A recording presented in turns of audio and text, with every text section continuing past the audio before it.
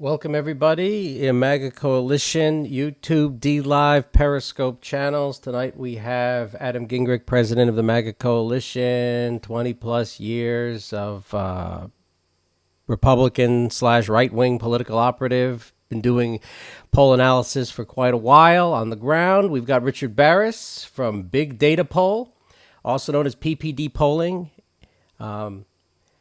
Probably, in my opinion, the most accurate out there in the 2016 cycle. So accurate that people like Bill Mitchell stole their entire shtick from him. Richard, welcome. Adam, welcome. I know we're in the middle of it. I'm going to just sit back here. If you need anything, just ask openly. I'll be monitoring everything.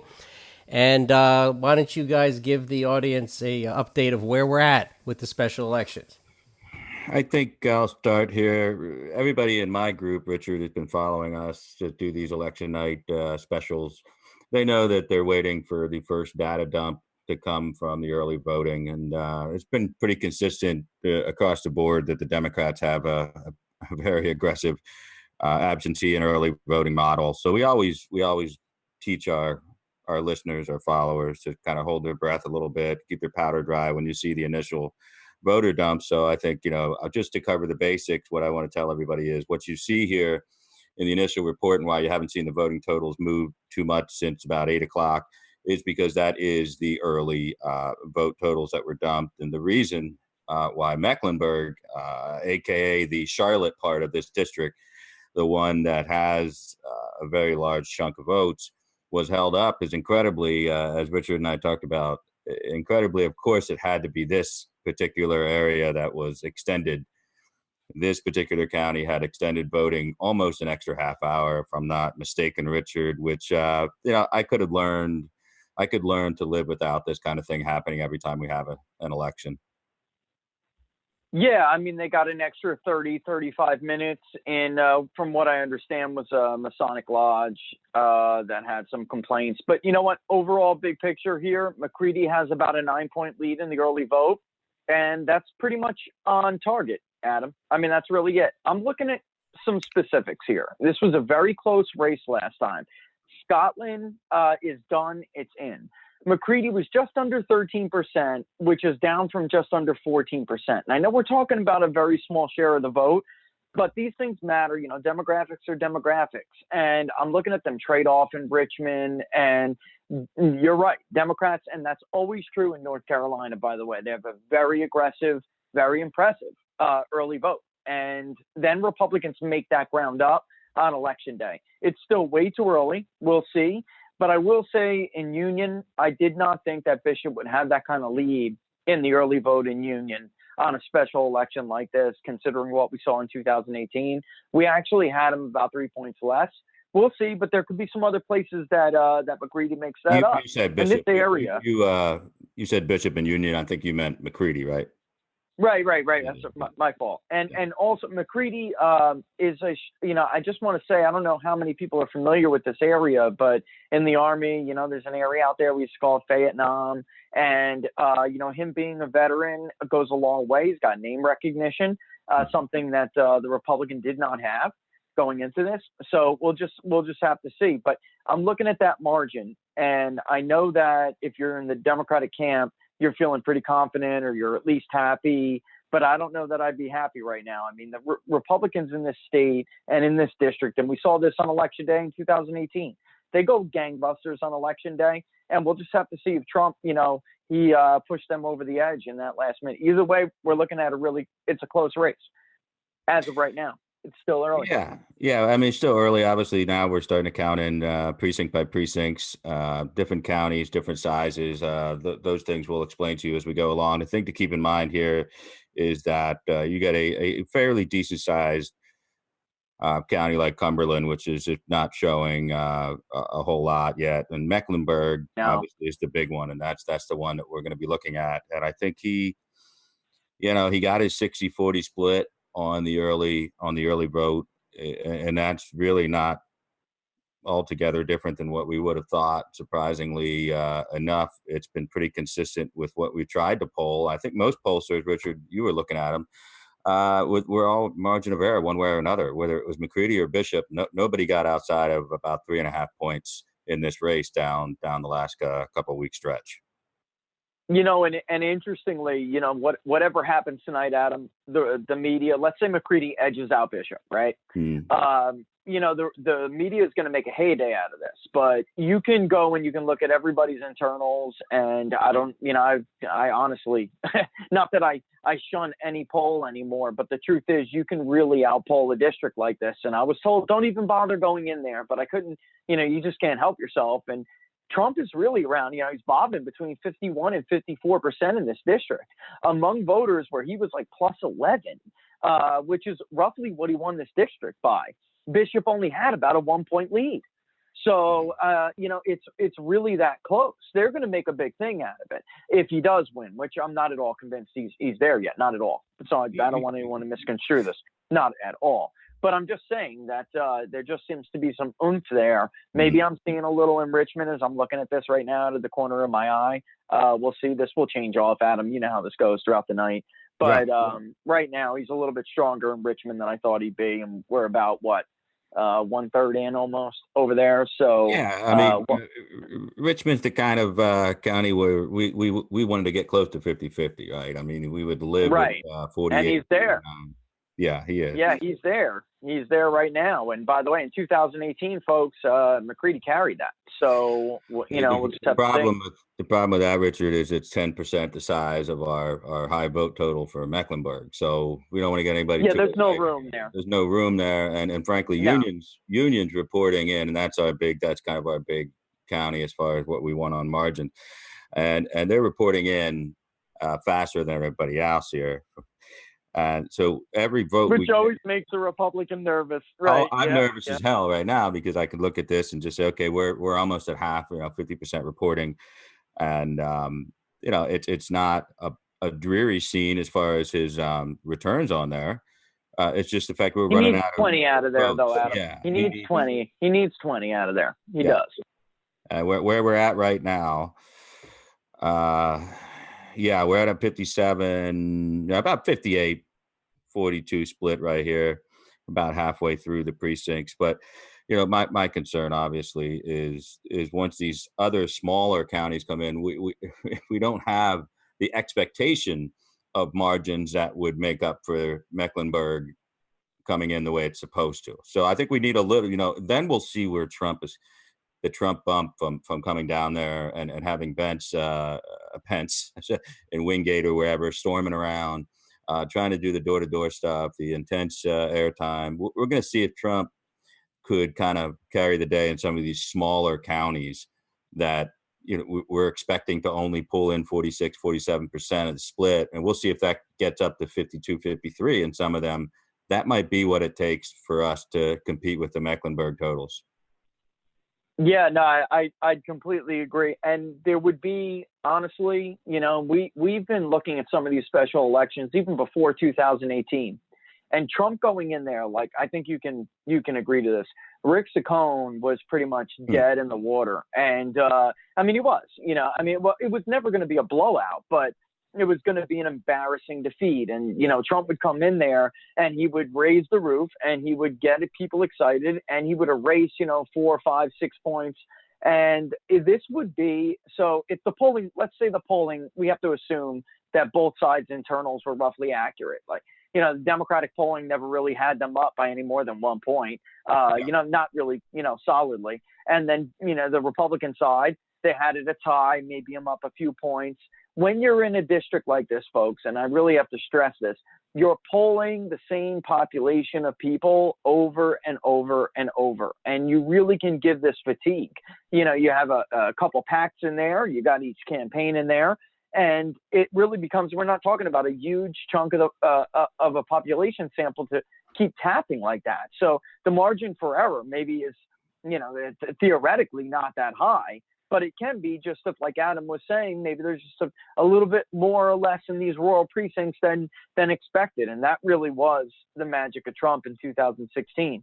There were just not some of these shares of the vote coming out that we had seen with Romney and McCain. And we just never saw those people stomp to the polls like that. But again, I am looking at this, and I know I'm waiting on Mecklenburg to put that drop, but I am looking at some of this, and my initial response is that he's doing a little bit better than we saw at a Harris in 2018. But this could, again, it's so early that this could flop, But Bladen, I'm looking at them too. Yeah, we'll just have to see. Bladen is one where I think we need to really run it up. Yeah. Get a 60-40 margin, which is obviously even more than what the goal percentages are targeted at. We got to kick that up. Union was the bigger. Yeah. I think we have to overperform in Cumberland too. I honestly do. I think that this is a real test for Trump in the suburbs, and this is a perfect situation, I think, to stick your pinky or your toe into the water and test the temperature to see how hot the suburban soccer moms are running in this type of district, in this type of state. I mean, as much as we would love to say, hey, look, we just stomped the hell out of Democrats, over across the state in District 3 tonight. Big victory, as Richard was talking before we got on air. It looks like we're running margins even higher. Bigger than Trump. Had. 16. Yep. So, but that's not going to be the talking point tonight. We know that not something CNN's going to cover. But for people that don't know, this guy McCready has been running nonstop. Right.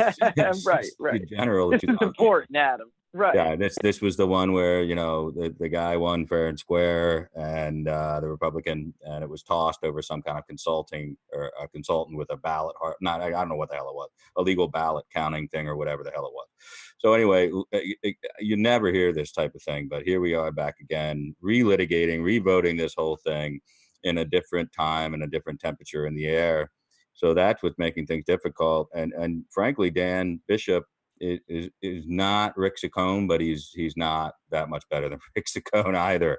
You got to give it. Yeah. Go ahead. As far as the star power, I don't want to knock the guy here, but as far as star power is concerned, he's going up. It's a young guy, a young, good-looking guy, business owner, although he made it off of subsidies with solar energy. He's a U.S. Marine who served this country, and he's calling all the presidential candidates of his own party crazy. He's playing to the moderate Bob Casey way to play it, and that kept him in the race this far. But in order to combat that, you really got to have a special personality. And I think that Dan Bishop had a lot of people outside the state that were worried about this race, and a lot of NRCC money and a lot of PAC money that came pouring in, and it might turn off some of these smaller, extra-urban types of voters. Yeah, I'm looking at this and I'm thinking to myself, because I just can't help it, but I'm looking at some of the numbers we've been getting in Florida over the last couple of weeks, and I almost don't want to say this, but I almost do see that. I'm looking at North Carolina right now, and it kind of reinforces this suspicion that I have that Trump's support, or maybe those who are like so loyal to Trump that they want to get out there and vote for him because they know this matters for him. I almost feel like some of that shifted a little bit, Adam. Take South Florida, for example. We're looking at some of Trump's most, ardent supporters are actually non-white supporters. And it's amazing to me. I'm not saying the guy's going out there and he's going to, reshape the landscape. What I'm saying is it's those suburban white soccer moms that you're talking about that get nervous from disruption. And it's not that we pull them on his policy. We'll pull them on whatever it is. It's more like a style thing than it is a substance. And it's not that they overwhelmingly get turned off by him, but Americans have long been about the check. And when you have somebody like Dan McGreedy, he served his country. And folks, if you know this district, this is it's a diverse district, but there is a good section of this district where Bishop should be outperforming, or at least be putting up some at least decent numbers, where they are veteran friendly. And they'll look at him and they'll say, he's a small business owner. He served in the Marine Corps. You know what? This is a decent Democrat. And Democrats, this is true of every party who gets shellacked, and just runs their bench empty. They have nowhere to go and they have nowhere to turn. So they really it draws the talent in. And we saw that with the Republican Party in 2016. That's why we had so many candidates, because there was just, they got beat so badly aside from midterms it was, you have nowhere else to turn but to completely reshape it and start tapping the well again. And I feel like Democrats have done a really good job doing that. That said, I'm watching Bishop inch, and I'm really just waiting to see what these numbers are in Mecklenburg, because that's really what it's going to come down to, Adam. Yeah, I mean, they're starting to do the job that they were asked to do in Union. I think we're going to, by the time you start seeing some of the election day ballot counting in Bladen, you're gonna see that. Yeah, you're going to see that come up. Actually, I'm impressed so far at Richmond. I don't know if you are, but 50%. I told you, yeah. That is pretty good. But the fight comes to Cumberland, where now we're watching some additional votes come in. This this may close even further as we if Mecklenburg continues to drag behind, which is all indicators that it will. For many reasons. One, it's always the most urban part of a district that screws up the reporting, and specifically when they have to delay the vote, things of that nature. So we're going to know a lot about Union. We're going to probably have almost all of Bladen in and almost all of Richmond in by the time we see Mecklenburg get up to 25%. So doesn't it look like Bladen's holding on a little bit, playing a little? Yeah, you just can't help but to look at it. It's definitely. I'm not obviously prepared to flip the coin either way on this one, but if I'm McCready, I got myself on the part of the field where I needed to make a makeable kick, if you want to put it in football metaphors. He got where it is that it's just a matter of, can he get close enough where you don't have to worry about it going wide right, something going a little wacky in one of these smaller mid-sized counties. He's got himself well positioned.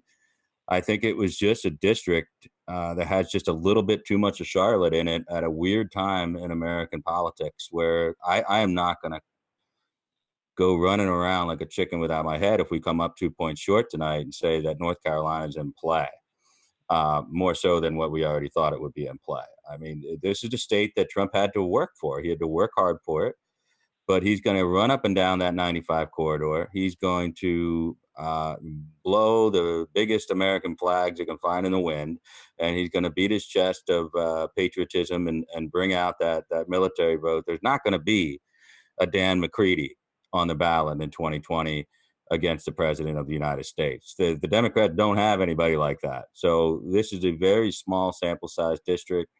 The fact that it's this close is because a bunch of political chicanery and shit in DC and exigent circumstances that are not always under our control. I don't put this one in Trump's lap, but I will be looking very closely, Richard, at Mecklenburg exit polling, particularly with women voters.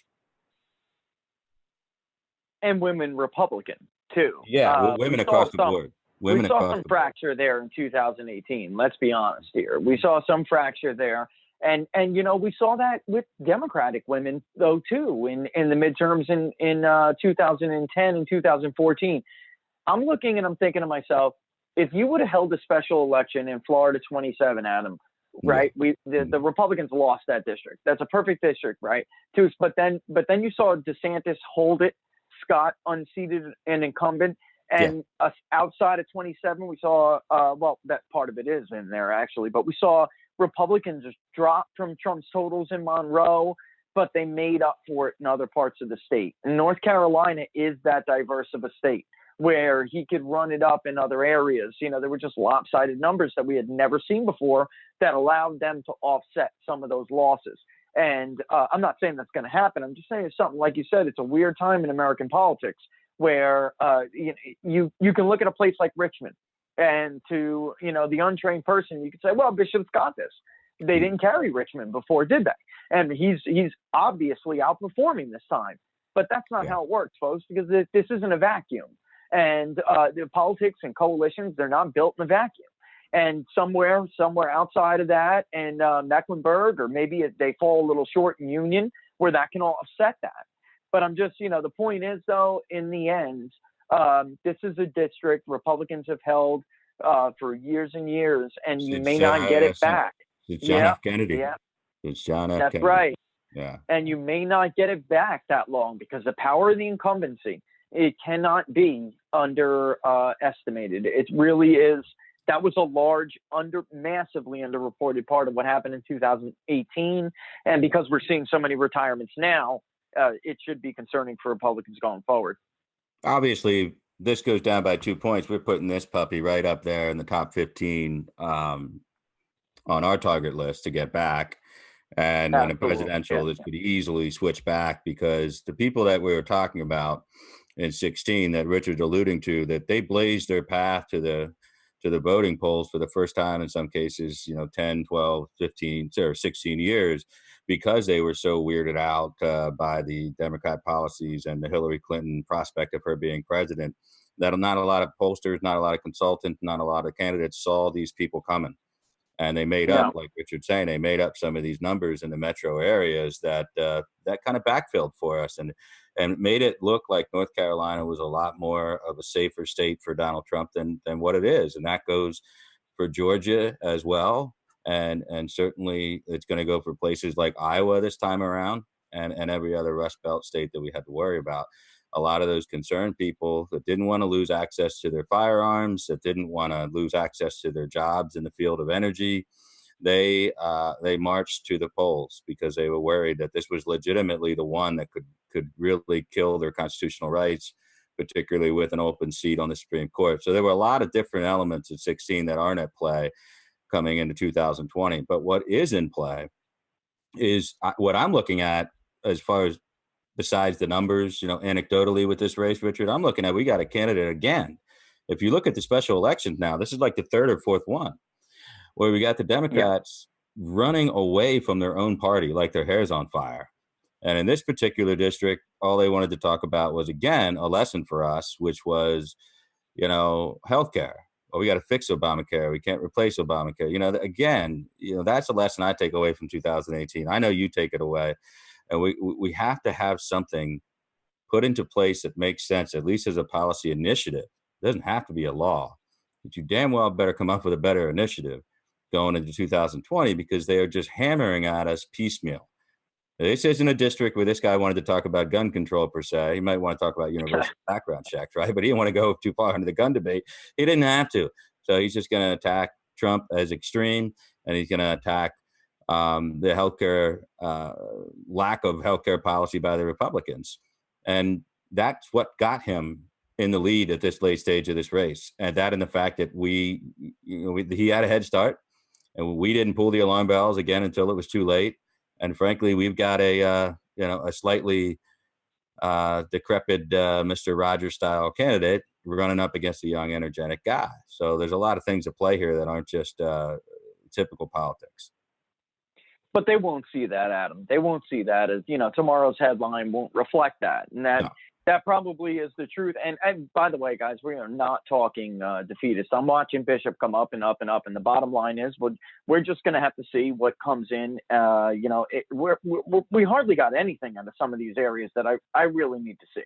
Well, we're barely a third of precincts in here, total people. So we are not even anywhere close to it. And we're right now, I don't know what you're looking at, but I'm looking at less than a point. I mean, it's that close. It is. Let's be clear. Let's be clear and let's be honest, because I don't bullshit people. I'm pretty sure about this. You're in the business. When you say something one way or the other, you get people going to tie you to that like a whipping post. Myself, I like to, let it fly, as they say. And what I want everybody to understand is the reason why it's closing, just in a mathematical sense, is because, as I alluded to a short period of time ago, union that's our engine here as far as the county, and that's reporting at a good, healthy clip here. So we're seeing these dumps, but we're now in at 65%. So that's where that tightening up from. But yet we have not seen some of the smaller ones like Bladen, which might be some insurance policies for us. If we end up in a 50-50 and we're trying to hold off in Mecklenburg, you start praying for a little bit of a miracle in places like Cumberland, where you might be able to make up some ground. All that stuff's still out there. But the reason why it is now basically a 50-50 race is because our engine is coming in. And now they've got their engine of Mecklenburg sitting out there waiting to dump. So I want everybody to be ready for that. So nobody freaks out when they see that margin might start inching away again back in McCready's direction. But And it will. It will. Yeah.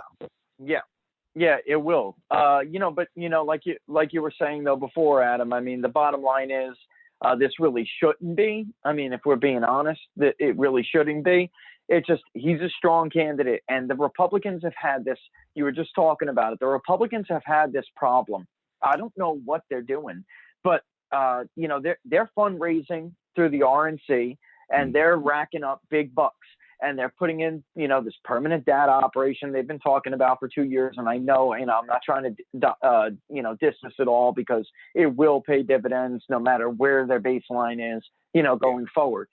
But the bottom line is Democrats, for all of their talk about how much they hate Citizens United, they have done an amazing job. And the DCCC of, funneling that money to candidates and races that they feel like matters and that will drive the national narrative. And Republicans seem to be just like caught asleep by this. They're just like, they're caught off guard, and it doesn't, until it's 6 weeks out, they don't realize they're in trouble, which is, to me, again, I don't know how much gunfire, how much gunpowder you got to smell before you realize there's a problem. But this is now, I don't know, the third or fourth special election where this has happened. Well, and it's just wildly outspent. That's in continuum from the 2018 disaster in the midterms. And I think if you look back since 2016, there's been a cooling of the jets of traditional sources of funding for these types of races for Republican candidates. And that's Adelson is really getting up there, and he's getting a little frustrated with the, floating his, all of his money on some of these races where he's not thrilled with the candidates. The Mercer family has been a little quieter, I've noticed, over the last 2.5 years. Oh, yeah. Out. And one of the Koch brothers is dead, and the other one's not really a huge fan of everything that Donald Trump does. So you've got Tom Steyer out there, just giving away a shitload of money, and it's starting to work. Hell, it's got him on a presidential debate stage, for God's sakes. He's just attack, and he's giving away a shitload of money. And you're right, they're using the old Citizens United decision against us, which is, hey, it's all fair play. It's all fair play. But my concern is not with the models that I think the RNC is rebuilding a proper victory-esque style model for 2020.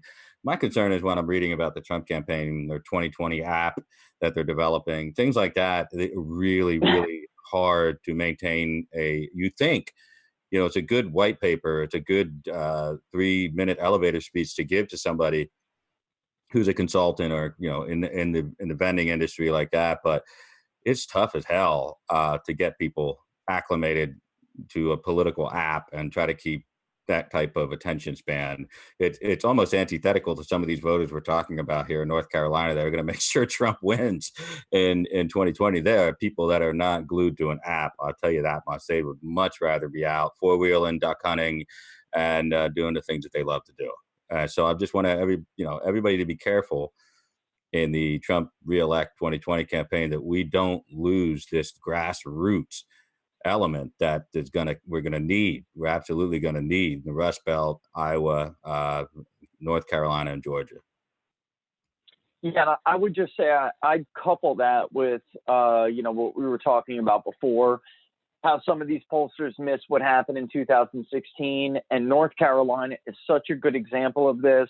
When we would poll and we would ask, have you voted in an election at the state, federal, whatever level over the last 10 years or longer? The amount of people that in our sample that would tell us that they did not, was sometimes upwards, Adam, and it was a tracking, we were tracking this on a 5 and 7 day. It was 10, 12%. And Donald Trump was just clobbering Hillary Clinton among these voters, clobbering her, and we'd go back and pick through the voter file. Oh, there's so-and-so, there's so-and-so. Just keep going and try and dedupe this data. And it's very tricky to get those voters out to the polls, in a movement election. It's even more true. The only thing harder to do than that is to get them out twice, right? Yes. Or to get them out for a guy in a congressional district. Right. I mean, right. So these these were people who just told us, I haven't voted. And honestly, I personally know some of them, people that I haven't voting doesn't matter, that kind of person. But they're an everyday guy or girl who just gets up and does what they got to do for a living every day. But then, he just brought something out of them. And maybe they lied to the pollster. I'm not one of those shy Trump voter people. I just think that they just didn't use the right modes of data collection to reach these people. And, when you go with, live callers to the cell, landline to, IVR, whatever, you're giving people anonymity, and you IVR, hit people up on a panel. People might be more honest with an IVR than they would be to a live pollster. So, to a live call poll. So that is interesting. That's not going to change between 16 and 20. I mean, that reality, I think, is kind of baked into Donald Trump and who he is. He's not becoming less controversial by any means. That's for sure. Right. He's no, that's not going to change. But again, and then also too, before I drift away from that, I would just point out that we took a lot of heat from trying to pioneer some of this online polling. And we went back, and with some of the data providers that we use, they're voter file, data providers, and we went back and we looked over this and we did some data appends, and it was, sometimes it doesn't look like that much. But when you're looking at the panel sample of your poll and they actually voted at a 2 or 3% greater rate than the phone responses voted, it doesn't sound like that much. But when you go to weight this vote, it's amazing how much of a difference 2 or 3%. Well, they told us they were going to vote, but they didn't. So it really does have a huge impact. But again, going back to that point, the original point, which is, can you get those people to go out there again? Look at these numbers right now, Adam. I mean, look at the latest breaks. That's not, an accurate. It's about 2/3 now of 2018. So not bad. 2018 was pretty good, but, pretty high turnout for a midterm. But we're not talking about a presidential turnout here, folks. It's a special election. So the challenge is getting those people who, who didn't feel it was worth their time to go out there and do it again. I think what you've got here, right here, we're pretty much at a dead heat. As we predicted with the increasing vote totals coming in from Union, we're looking at about 50% reporting, a little more. And I think why people like to tune in to our show in particular is because we tell them why something's going to happen 10 minutes before it does. And it gives them a measure of comfort that we not only know what we're talking about, but so they understand better how this all breaks down. With each election that passes, they become less and less satisfied by the news coverage that they find online and on TV, because they're treated as if they're cattle and they're fed mindless chunks of data information that doesn't jive with reality in a way that they can kind of put together. Hey, my guy's still in it. What's going to happen? Why is it moving in this direction? And why isn't it? And that's why they tune in here. They want to know, okay, well, you said 10 minutes from now it was going to be a dead heat. Well, here we are. It's a dead heat. So you're looking at Union just about 3/4 of the way in, and we are still patiently waiting for Mecklenburg to get off their ass. They're less than 15% reporting. The margin is where, McCready needs there, but we are waiting for, he's hanging on in Cumberland. I would like to see a late push there, but what everybody else has to understand is we were polling pretty well among election day voters. I think Republicans were, if I'm not mistaken, plus 11 on E-Day voting. Yeah, and that's right. About a plus 10 on early voting and absentee. So, it should start to even out here a little bit in some of these counties that we're looking at. We may even see Robeson tighten up a lot more than that. I mean, we're not even halfway in there. So some of these targets for Bishop look good, but again, you're flying blind until Mecklenburg comes in a little bit more than 7 precincts or whatever it is now, 10. I think we're up to. That's just flying blind, and they get an extra 30 minutes to vote. You just don't know unless you're on the ground there. Sometimes you can see for yourself, but you really just don't know what that's going to amount to. And then, some of those, I know I keep going back to Bladen, but some of those, rural areas, they really come in the last minute. I know they did for DeSantis. They come in for the last minute and they really just, eke out just a few more than the Republican needs. And some of that extra widening that we've seen over the last 4 years or so, saved Republicans from being completely wiped out in 2018. There we go. We just saw Bishop take the lead for the first time, but that will switch, guys. Yeah, you're going to see that soon. And I just want to tell everybody, you're going to see it soon if you haven't seen it already. And it will go back and forth because there is a lot of blue vote out. So the battle now is between whether McCready, really widens that margin enough. Election day will be better for Bishop. So, McCready is not going to get that margin, even in Mecklenburg, than you see right now. And that's really where this comes down to. Yeah, it really does. We just have to wait. That's what I'm thinking about Cumberland too. I mean, down about 500 plus in Cumberland, but when you think about it, you still got 45% of the precincts to report, and we know that we're anywhere between a +7 to a +10 in all likelihood. Republican swing on Unity vote, so it certainly could push us to 50-50 counts in some of these counties where the Democrats were actually looking for 54-55% of the vote. So I really think if that does happen, I would definitely call Dan Bishop an underdog here going into tonight. Before I saw the early vote, before I saw anything else, I would have called him an underdog, simply because running against a guy who never stopped running for an entire year, and just knowing how organized they were and how much of a independent charlatan bullshit case this guy put on as a moderate, McCready, we were just behind the 8 ball on this one. And so I'm giving a lot of credit the closer this race gets.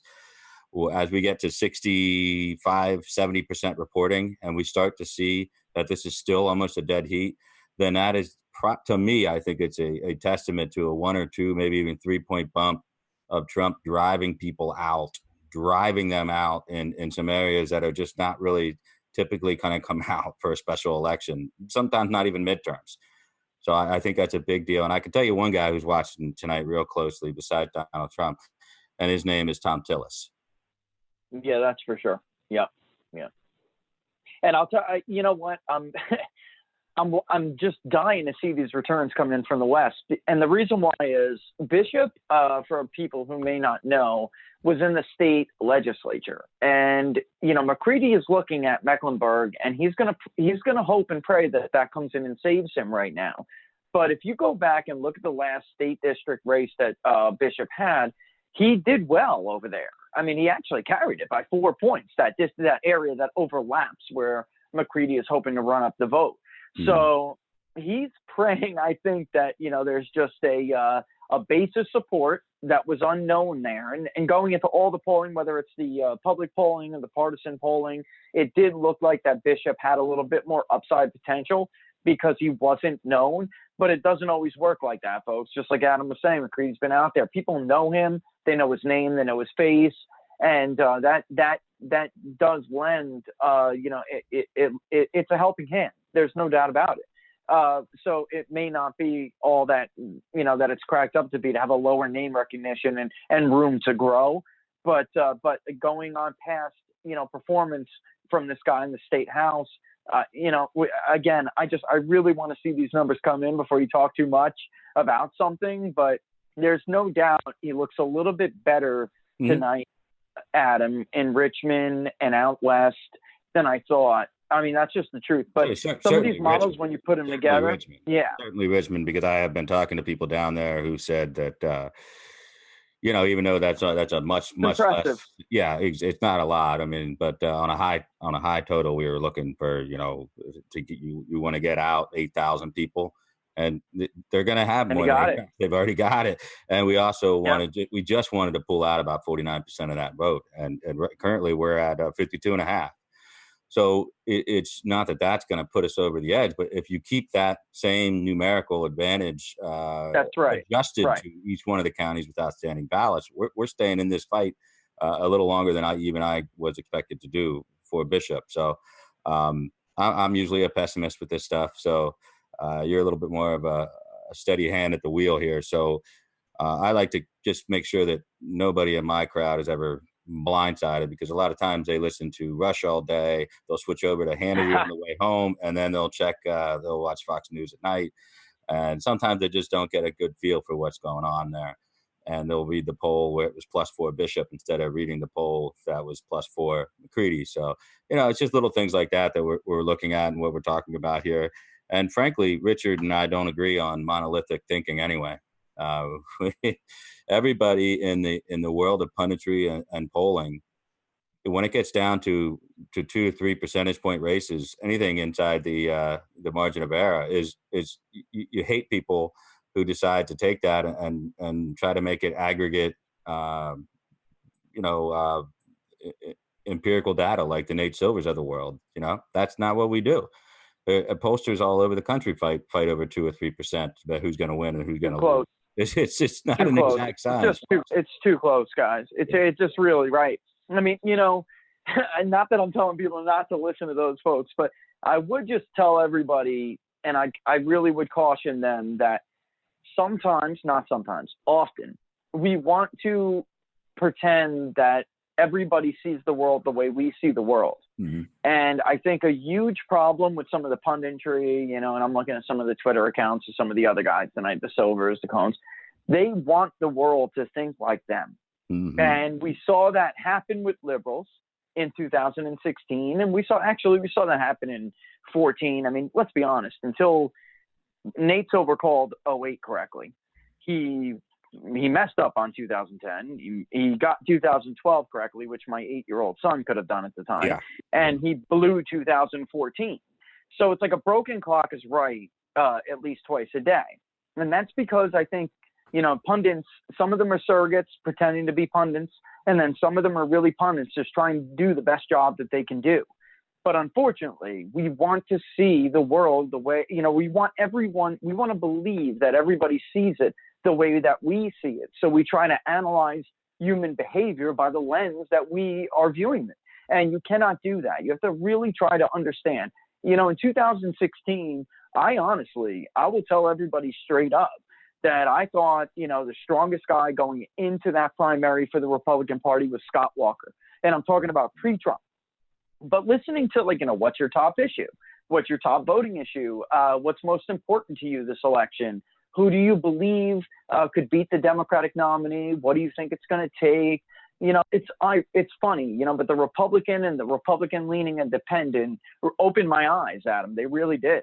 I just didn't, not that I didn't see that. I'm from a working class background myself, so I was a little bit susceptible to understanding what they were talking about anyway.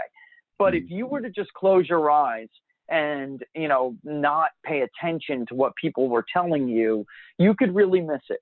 And I feel like some of the Republican pundits, or whatever you want to call them this time around, they really are trying to look at the world through the same kind of lens. They see it how they see it. And you have to open your eyes to the rest of the world. Like, I will tell you, there are women in this country who are ripe for Republican, for Republican pickups. They are a Republican target voter. You call it the media, call it whatever, Trump's personality, whatever you want to call it. They're uneasy right now, and they have to be reached out to and coddled and told that it's okay and that things are going to be all right. And because they don't agree with Democrats, they just feel uneasy, and they have to be, I don't know what the word is, Adam, but they have to be rocked a little bit, and and they have to be brought back into the fold. It's just a reality. That's true. Well, there's only two ways to do it, and one is to cajole them, gently with attention and policy making, or scare the shit out of them. Yeah, I mean, there's only two ways to do it, particularly with that block of votes. And I think that they are, white educated women have a real problem with Donald Trump himself, not just with what his policies are. They're just, it's a personality thing. Which, to me, I find that to be crazy. It's like, I've said this before, it's like, going to see the best oncologist in the world when you have cancer and say, I don't like that guy's personality, I'm going to go find another doctor. Hey, I wouldn't put my life in somebody else's hands if the doctor was an asshole. And so, I think who you vote for is president of the United States and the protection of your children's future. I think it's a pretty important decision that we shouldn't toss up to a personality indicator. And if we are, I mean, should we really be afraid of Joe Biden or Elizabeth Warren or Bernie Sanders, legitimately crazy people? So there's way too much time in between now and next year when things will heat up, to hot potato levels. So all we can do now is like read the tea leaves that are on the table. That's it. See the writing on the wall right now, not try to predict what the writing is going to be a year from now. That's how you get in trouble. So, there's always lessons to be learned. And it's the same thing with the Doug Jones lesson in Alabama. We hope that that will always maintain a certain level of impermanence to that mistake. But to each one of these special elections, we might lose or whatever, or barely win, like we had in Georgia 6. That stuff is going to happen. You got to take away a lesson. What worked, what didn't. And right now, the Democrats understand one thing and one thing only: they're to outspend the shit out of us and find a candidate that fits the district instead of trying to send a liberal in there. And they've got their party system working for them, because before they couldn't stop them. The liberal that had the money, and then the professors and the teachers union on their side was the one that won the primary, and they would lose these elections. So the Democrats are changing, they are evolving, they are getting a little smarter at the state level. And the congressional level. I do not think, judging by what I'm seeing on debate stages these days, that they have learned that lesson and transcended that lesson to the presidential level. Yeah, a lot of people don't understand, but when Republicans got beaten really badly in 2008, there were some people like, and I know nobody's going to want to hear this name, but it's true, the Ed Gillespies of the world and the Karl Rove, and they were like, well, we can win these races down ballot by tailoring some of these candidates to the districts or the races or whatever it may be. And really the action happens at the state and the local level. And then from there, we can make the case that, conservative reforms work down here, they'll work up here. And that was the idea. And yes, of course, they lost control of that, and then it evolved into something else, but it started like that. And that comes with defeat, I think. I really do believe that.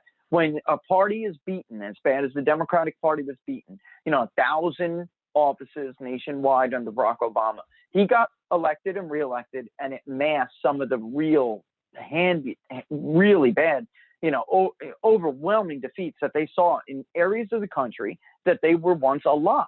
Yeah. Miners country, Appalachia, they were basically shut out. And, and they really did think and stop and retool that. And, that goes, media aside from all that, folks. I really do believe that really is surmountable, the inherent media bias. I do believe that. I mean, Americans aren't that dumb, folks. And I think we should give them more credit. They're just not. They can make a decision. If somebody has a worry, you have to address that worry. And we were talking about this before with healthcare. And I would add to that, I know it sounds crazy. I'm probably going to get lit up on my Twitter feed for this, but the environment, it's starting to rise as an issue that people care about. And it's not that they want to go ahead and tax, they want to add carbon taxes until the cows come home, but they would like to see a Republican response. And right now, the only Republican response is to mock AOC. And that's not going to fly forever. No, absolutely not. And I always tell people that, the good news is this is not, being a year out with our current polling data that we have on the president and his reelect, when you're essentially going up generic, but it's not that different from 2012, and it's not that different from 2004, and then there were re-elections that occurred in both those years, and that's the good news. The bad news is it's not that different from 1980, and it's not that different from 1992, where you end up with these very rare one-term presidencies. So it's just the way American politics work. You put your policy into place. Hopefully you get a good honeymoon period, a grace period to get things done. Trump did not get that. Nope. Been besieged by a venomous and malicious media, and it is nonstop. But then again, everything that worked for Trump in 2016 was predicated on the underdog mentality of everyone's against me, they're all lying about me, it's all fake news. Here we are, legitimately heading in next year into the fourth year where he can still manage as an incumbent to play that underdog role. Everybody's lying, it's all fake news. It's almost unbelievable that he can still make this argument and still have a good 46, 47% of Americans are still with him on this. I mean, so we're still fighting for that, you know, 2, 3, 4% of Americans. And you're right. The healthcare issue is a real glaring blind spot for us that could cost us a reelection. So that, you know, worrying about all these other things, you got to get really myopically focused when you're talking about a presidential election. Stop worrying about national polls. Start looking at the 8 states that we know we absolutely have to win and cannot lose. You know, start looking Trump at. is not going to win the popular vote, folks. He's going to He's lose not it going to probably do it. by more. He's going to lose it by probably Yeah. more than he did last time. You know, I mean, That's right. I would totally agree with that. That's not going to happen. I don't want to, you know, name anybody or talk about anything, you know, because everybody, I want to hold out hope that in the end, people are really just trying to do the best job they can do. yeah. But the bottom line is the census comes out and we watch it like a hawk. And the census data tells us that the disparity between the Electoral College and the popular vote is going to grow. And it's, you know, yeah, it's going to. And if Trump, let's say Trump loses, you know, oh, going to hit me on Twitter for this. Let's say Trump loses.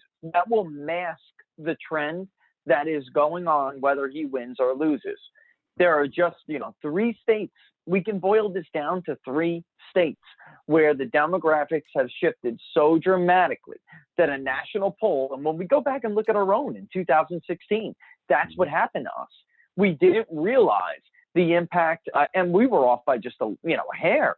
We didn't realize the impact that the lopsided margins in LA County and Orange, the change in Orange, for instance, out in DC, 4%. I mean, just areas like that, Adam, and that adds up.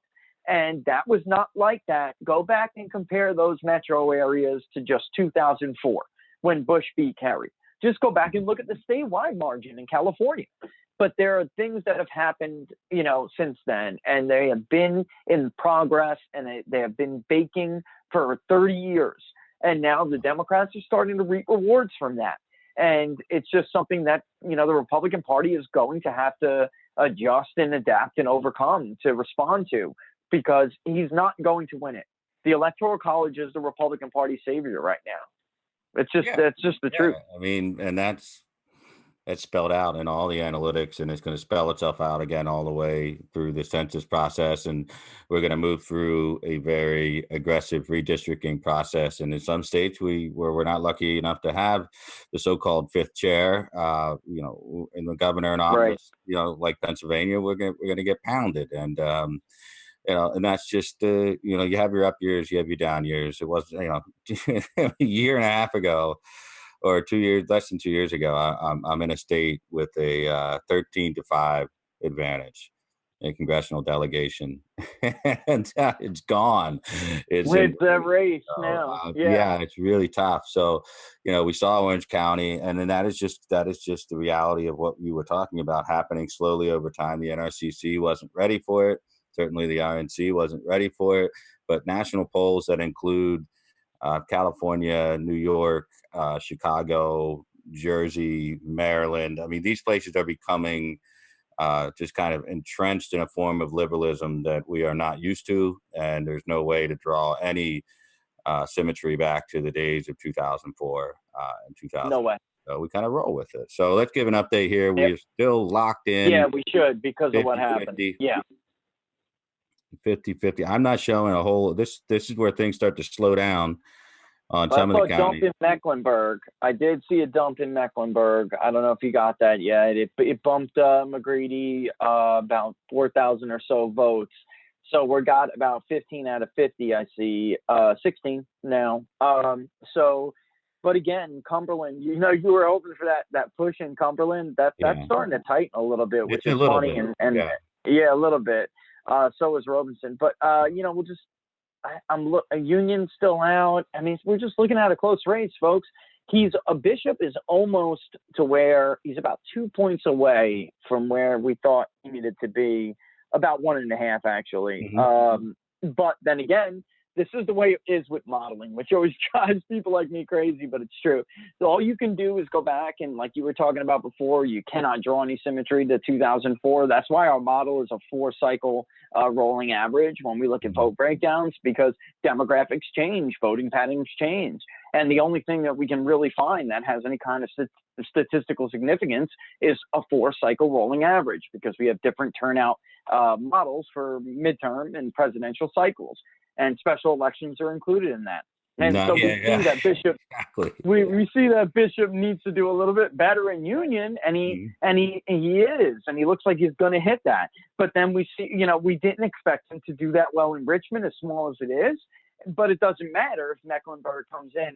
That's just what drives modelers crazy, because the American people do what they want to do, and they throw a wrench in you anytime they get a chance. But I really need to see Bladen come up a little bit. I know we're only talking about a handful of precincts, but the end margin there for Bishop, it's got to be a little bit higher than that. Yeah, this is where we all start to get a little impatient, and people start refreshing and going, what the hell? Why can't I get that last 25, 30%? I know. Yeah, but that's the way it goes. And, we're getting the information at the same time you guys are. We knew Mecklenburg was going to be, behind the times as far as getting all their votes in. And this is where, Richard, a lot of our friends that have just kind of poked their heads up for the first time into the political world in 2016 have hung around for the last couple of years, 3 years. This is where they get frustrated, because it's always the largest metro area. It's always the place where you assume if there's any chicanery going on that it occurs there. And I think it's, one of the. Well, I think we've been around long enough. Adam, we know how this process works.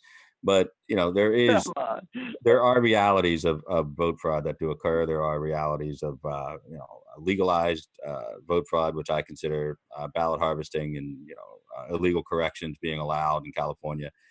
But as long as it's legalized by your state government, technically it's legal.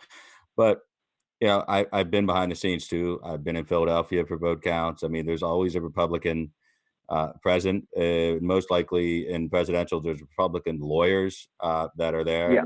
Multitude. There's no secret room that they're not allowed to go. They watch every ballot get counted. They watch every voter printout sheet from the machines. So I mean, I'm not discounting the fact that some fraud occurs, especially when we're talking about a district here that. But it shouldn't be a race. It shouldn't matter, though. It really, should, but we're actually talking about a special election that is occurring because of voter fraud. So it sounds a little hypocritical that I'm talking this way, but it wouldn't amount to more than a certain 0.5% in most cases. So just keep that in mind. Sometimes, though. No, Bishop gets beat. He got beat. I mean, that's certain. This should not have. This is a dig. Go back, folks, and look at this district over the last 20, 25, 30 years. Go back and look. This should not be a race. If you want to blame, first of all, I'm going to throw around blame here. This race is not over. But the point is, that Republicans have been sitting around, and I don't know what they are. I'm not in there. I don't know what the conversations are. All I know is that they've been caught a little bit with their pants down. The Democrats, they never leave anything on the table, and they spend, they raise and spend, and it's not until Republicans are outspent 5, sometimes 10-1, that they realize it's time to get the game on and send Trump to the district, and it's becoming a little bit of a, kind of fool me once, shame on you, fool me twice, shame on me kind of thing, Well, I mean, the thing to keep in mind here is that Jen, this race is far from over. Far. We're not even at the but it shouldn't. We shouldn't be talking like have this. It, Adam. exactly. But right. The Democrats in a special election, particularly in a race like this, and the one we had up in the Saccone district, which disappeared immediately right after, because that really was a real race because of the decision by the state Supreme Court. So, I mean, a race like this is like a preseason football game. The Democrats are going to show their hand, everything they got to win a preseason game. And the Republicans, to some extent, are going to, test a couple of plays, but they're not going to show the whole playbook, because they know they've got a guy in a district that Trump won by 12. It's PVI of about +8. And they know they're going into a presidential cycle, and they know that this McCready guy is going to have to vote against Trump on several things going into an election year. So to them, I'm not saying that they threw up their hands on this one, but I definitely think that they weren't going to, go absolute batshit here, send the president down 3 times, unload some of our biggest packs on it, because this is another one of these races that we should have a statistical chance, even against an incumbent, of taking it back. And so there's that to think of as well when you're playing long-term politics. Yeah, and I would just say, like, you were just talking about the PVI in here. I mean, there are just areas of this, of this district where I'm looking at. It's just the way, it really is amazing how American politics changes and how coalitions shift over time. Mhm. There are just areas here where Trump did so much better, so much, even Romney, for crying out loud, just did better. And you look at it and you say, sometimes we have to step back and we have to see, why are these races so close? Really, Georgia should have been the alarm. But like you said, it really should have been the alarm. That should have been it, because demographically, that district is the district where if Republicans want to win a national election in battleground states, that district really tells me a lot about who is persuadable, who's not, who's solidly in your camp, and who is not. I mean, I'm just looking at some of these returns, and I just can't get over how in some of these parts of this district, Adam, he's doing so much better than we thought. I am looking, however, at Mecklenburg, and as some of this trickles in, his margin is not going down, and you would really expect some of that election day vote to tighten that margin up a little bit. Yeah, that's what I was looking for. Yeah.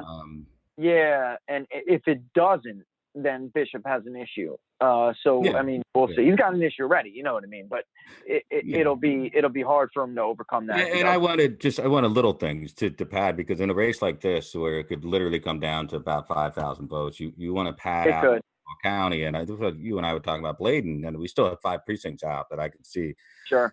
But it's 54-45, where I was looking more for the 58%, just to give me that couple extra 100 votes on there on the margin. And then, hopefully that would go into, as the rest of Union is probably very good for us. Our margin right there is about 60%. I still see 10 outstanding precincts. I don't know if that's the number you have. Yep.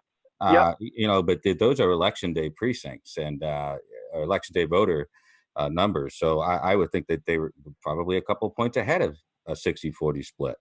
So I think he's got a couple built-in insurance policies here, because frankly, he's going to need it because of the outstanding vote in Mecklenburg and Robinson.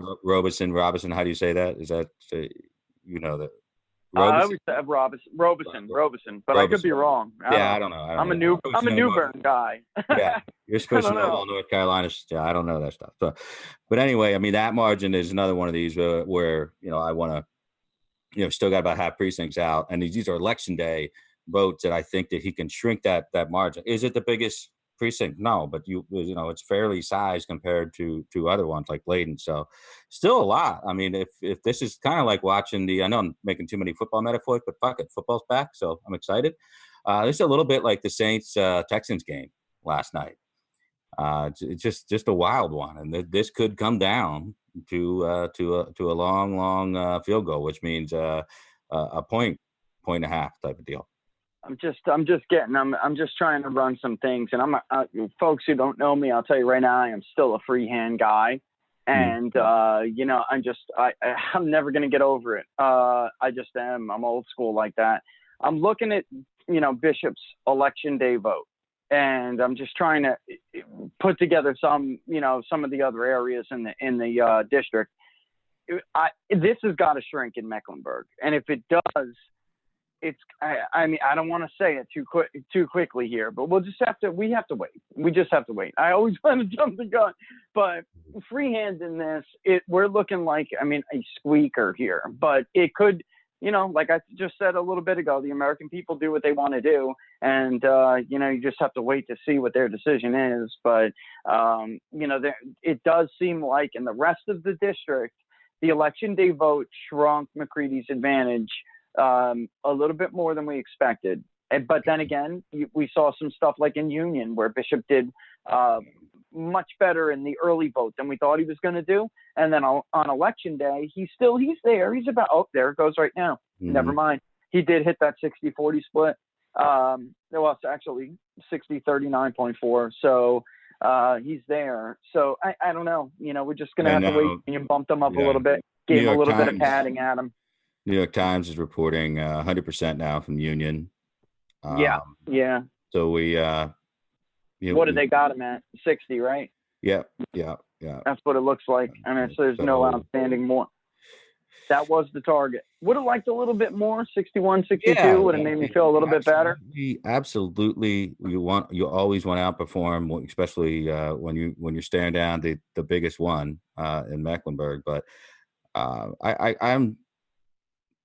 I think 60 was the target. I can go back and look, but I think it was you and I talking. It was 60 was the target, and Richmond did a little bit better. I know it's small, folks, but that tells us about what's going to happen when some of these other areas come in. That election day vote was a little bit better for Bishop than I thought. Well, but let me say this: if McCready holds that, then he's got it. But we'll see. Yeah, they came out too.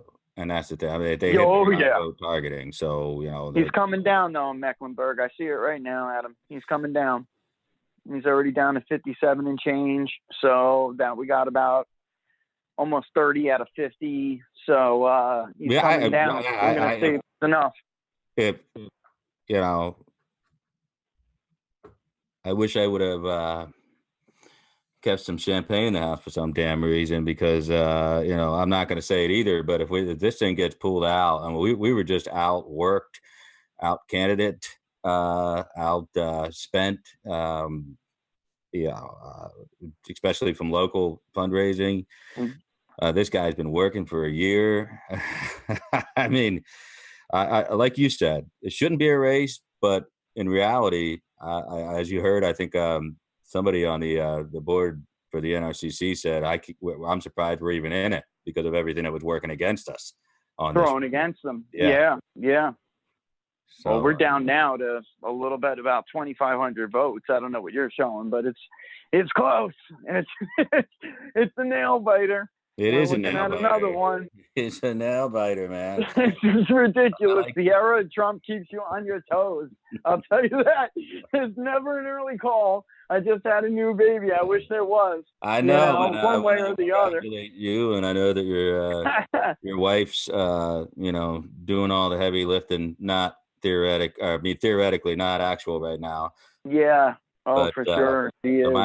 Both my babies were delivered by the old Roman section, as they say. So that's the name of my son, actually, Roman. That's the name. Yeah, that's what I named him. The last one was Roman. That is excellent. We congratulate you on your growing family, your growing business, your growing everything, man. And I think finally, part of what we do here, if I could take 5 seconds while we're waiting for some of the vote to come in, it's, part of the MAGA Coalition does is, obviously you see this, everybody sees this online. I mean, we take out the people that we don't think are helpful. Take out the scam artists and the people that aren't doing their job, and the people that are trying to take other people's intellectual property, like they're a business owner in China. That kind of stuff on Twitter has got to end. And a lot of what we do is take down or take out the trash on our own side of the aisle, which I think is necessary. But what I try to do every now and then is talk about the people who you should. I spend 90% of my time talking about the people you shouldn't read, write, donate to, or anything like that. And but I do, and I have taken some time recently to talk about what you do and how multifaceted that it is. That you and I are both market animals. I mean, we're not huge. At least I'm not a huge investor per se myself, but I mean, we're tracking the market in a way now that we wouldn't have before, because we realize that there's a certain correlation between that, obviously, and the reelection of a president. So what you're doing with your reporting on the People's Pundit Daily side and your expansion of work on the big poll data, I mean, you're doing great work. I'm glad my folks get to listen to you every now and then. They always say they want Richard Barris on, and I was like, well, I'm not going to bother the guy too much.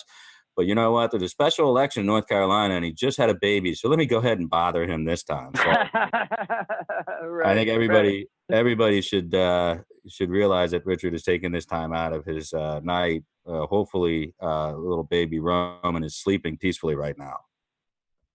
Yeah, they are, both of them, actually. And that's a good thing because, it is what it is, folks. I mean, babies are hard. It doesn't matter how much you get older, you just get better at it, but it doesn't really get any easier.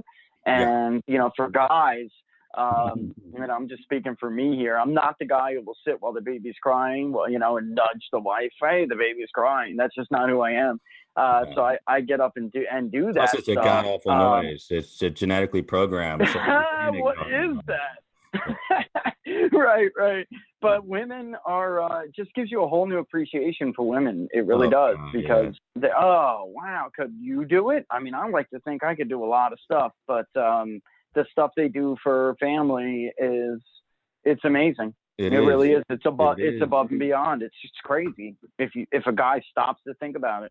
Well, I'll tell you a little story. I was on a pretty intense special election state Senate race, and it happened to fall on the day that we were expected to have the C-section, and my wife moved the C-section a day so that it wouldn't be on the election day. So that doesn't happen every day, to find a spouse that'll do that stuff. So, but it was her old boss that I was running the campaign for. So I think she might have done that more for him than me, but whatever. Either way, she did that, which was great. So hey, thank you, Cindy Pittman. And I know I've missed some people that have been given to this broadcast, because Richard, we live, and I know you have quickly for 2 minutes, tell people how your site works, signing up, subscribing, how that works real quick. Tell them that. Yeah, I mean, we do give, it's metered, so we do give a lot of free stuff out a month. But, the bottom line is the economic indicators, the political, historical data, everything is plotted. If it's data, we'll cover it. We really don't like to get into the palace intrigue kind of stuff, although once in a while, people just come to me like they think I'm Barbara Walters or something. People like to talk to me. I can't give it away. I know. So, you don't even tell me your sources, you bastard. I know it. It's fun stuff. Once in a while, like the Bolton thing that happened today, we'll have a report on that tomorrow. But for the most part, anything that's numbers, if it's a record, if it's something, that's worthy of the American people knowing it, it goes up, it goes on the chart. And you can subscribe to that on People's Funded Daily, and that's what covers it. But again, we do, I know a lot of people just can't do it, Adam. So we give out, it changes, and we also allow people to get credits. So if they just want to read an article, maybe there's something they like, they can get a credit for that article, and maybe they'll use that credit next month for another article that they really want to see. But for the most part, we'll cover everything on the economic calendar. Jobs report last week, for instance, a lot of people heard that top line number missed, but we get so much more into it. Black unemployment fell to an all-time low.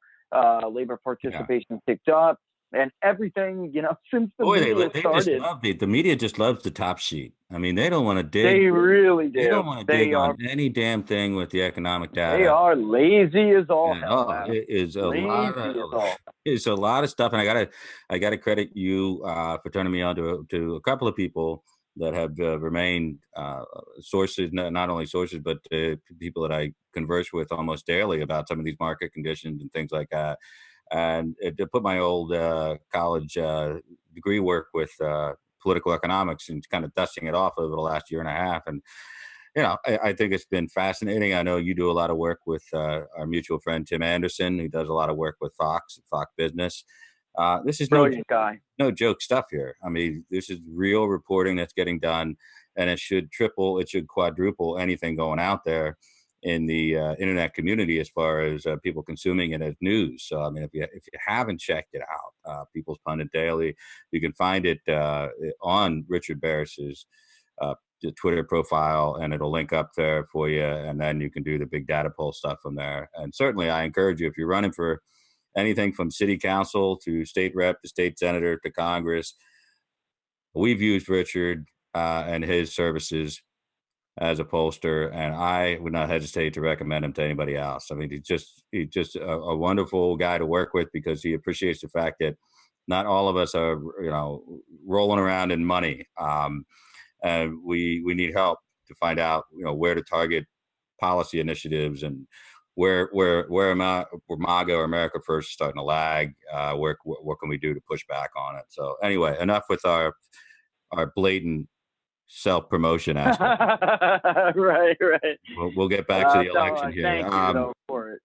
I think right now, if we got half of Mecklenburg in now, more than half of Mecklenburg you got over 80% reporting. If you've got it's a squeaker either way, but it's a squeaker either way. But if you're at the election party for Dan McCready, or you're at the election party for Dan Bishop, at McCready, you're drinking scotch right now, and at Bishop's, you're still drinking beer and you're paying attention to the numbers.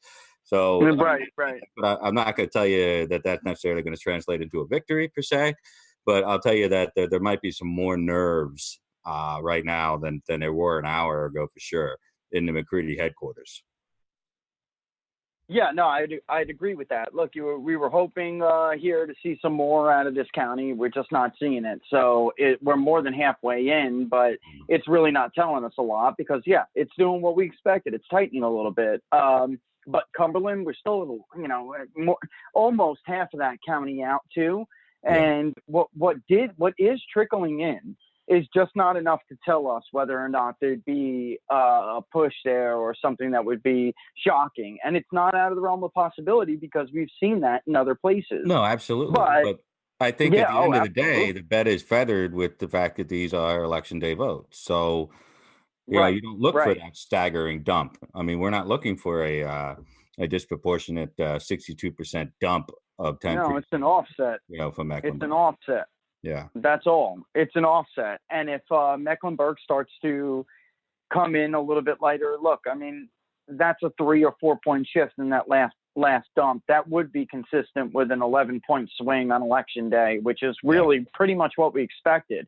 That would put Bishop at, considering everything was, everything was modeled out correctly, and we're already seeing some differences here, but that would put Bishop a little bit under a point. But if that shifts just a hair, Adam, and McCready holds on to that. If he stays at 58, if I was, that's it. If I were, I'd rather be McCready right now. Yeah. You'd what? I'd rather be McCready right now, I think. I mean, I'm just being honest. I'd rather be Bishop at this point. And wait a minute. I take that back. Wait a minute. Time out. I just saw a big chunk from Mecklenburg. He dropped about 1.5 points. It didn't do that much to Bishop's lead. I totally take it. Was that within the 5-second reverse rule? Because seriously, that's not enough.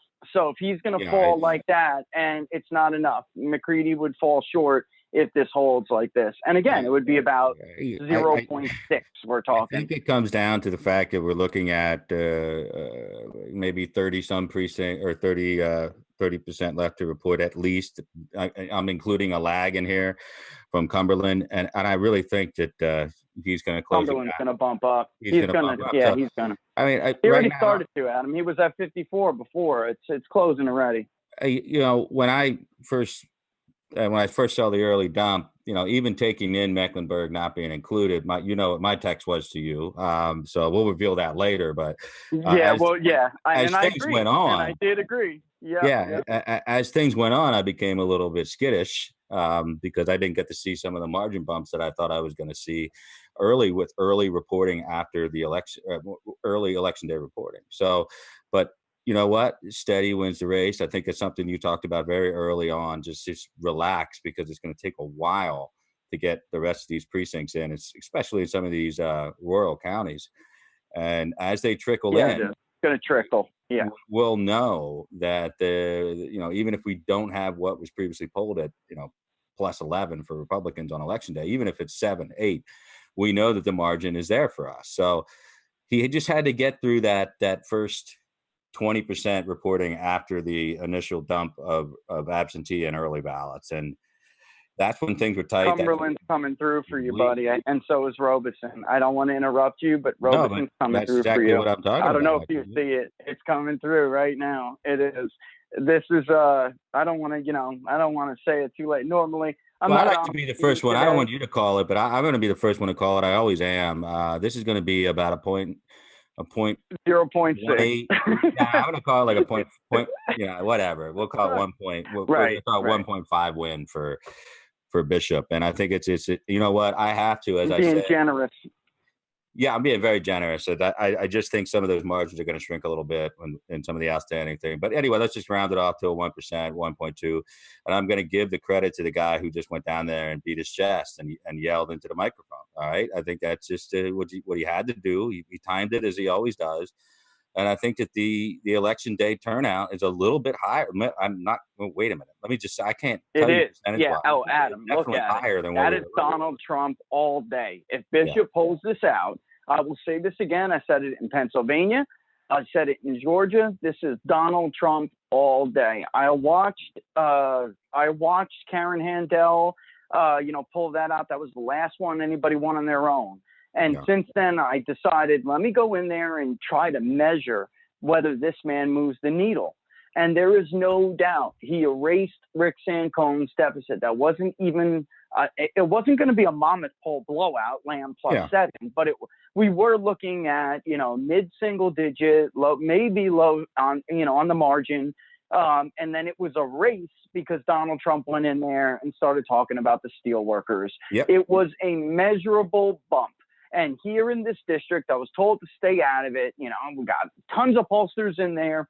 His approval rating, which I texted you the other day, his approval rating was 51 to 54%, bobbing up and down. I took it as about a 50%. You're pretty happy as a president. And where is Bishop's vote margin right now, vote total right now? About 51%. Yeah. So you're pretty happy right now if you have the president coming in, if you're just a hair under him, just a hair under where his approval is. That makes you happy. But looking at Mecklenburg, I don't think they got it, Adam. I just don't think they have it. It just doesn't look like enough. Matter of fact, it's shrinking. They didn't hit their vote total that they want. They needed about 80,000 to turn out. And and it's shrinking. I don't think they're going to get 80,000. I think right now they're about 50. No, they're at 55. I don't see that happening. Right, 24% reporting or left to report or whatever. I just think that they needed a lot more people in Charlotte to think that Trump was the end of the world from that. Right. And here they are. They're chunking in now. They just dumped a few more, which brought them down a little bit. It's just, we're talking about at this point, because of all the amount of vote that's in, when they do dump 2-3 precincts, we're talking about 0.1% shift, 0.2. It's just not enough. And Robeson came in. I mean, it's dead tie. It's tied there. Cumberland is now flipped to Dan Bishop. I don't know if you saw that. Cumberland, it came through for you, buddy. You were right. Listen, I want to tell everybody. Those hairs matter. I want to tell you what the Democrat state party was looking for out of Robeson. In total percent, they were looking for, from what I got, they were looking for almost 58%. Yeah, and that's what his polling showed. That's right. And that is not what happened. Nowhere. Not even remotely close. Give tribute to the man with the strange hair. This race is over. I gotta say, this race is probably over. And I give all the credit where the credit is due, and that is the president. They really gave him a shot in the arm, and he needed it. Is this the end of the discussion of North Carolina? No, it's not. No. North Carolina is going to be a state that they think, with the growing tech sectors and the millennials moving in, they think they can crack that nut. North Carolina is going to be, obviously one of the top 5-6 states that they're going to look to flip. And Georgia is going to be another one. Certainly, they want Michigan and Pennsylvania back. They're looking at. We can't seem to get a firm footing in Iowa. So we got a lot of work to do. Don't get me wrong. I mean, Arizona. Iowa's tricky. Iowa is very independent. It's very tricky. I know people. I think we all know some people who think that Trump's going to coast to victory in Iowa. And I'll tell you what, there were a few states, despite what Nate Sliver and the rest of them say, there were a few states that I actually underpolled Donald Trump. We thought that he was not going to. We did have him carrying the states. We just didn't think, we were looking at 7 and 11.9 point blowouts like that. Iowa +5. Ohio, we actually had him way up, and then it tightening toward the end. We were right that he carried it, but the margin was not as close. It was not as well. We thought it was going to be a much closer race. In the end, southeastern Ohio really it just came out for Donald Trump more than we thought. We knew there was crossover Democratic support there, but we didn't know it was going to be that high. We just didn't. We thought maybe we were wrong, and it turned out to be much more than anticipated. Those people can flip again, folks. These are not solid in the camp voters. I've been trying to explain this to people. They turned on Obama. They'll turn on Donald Trump if he gives them a reason. Well, yes, Obama was reelected, but they're not party voters, is what I'm trying to say. You look at Sherrod Brown and you look at DeWine. Perfect example. It's a crazy situated state.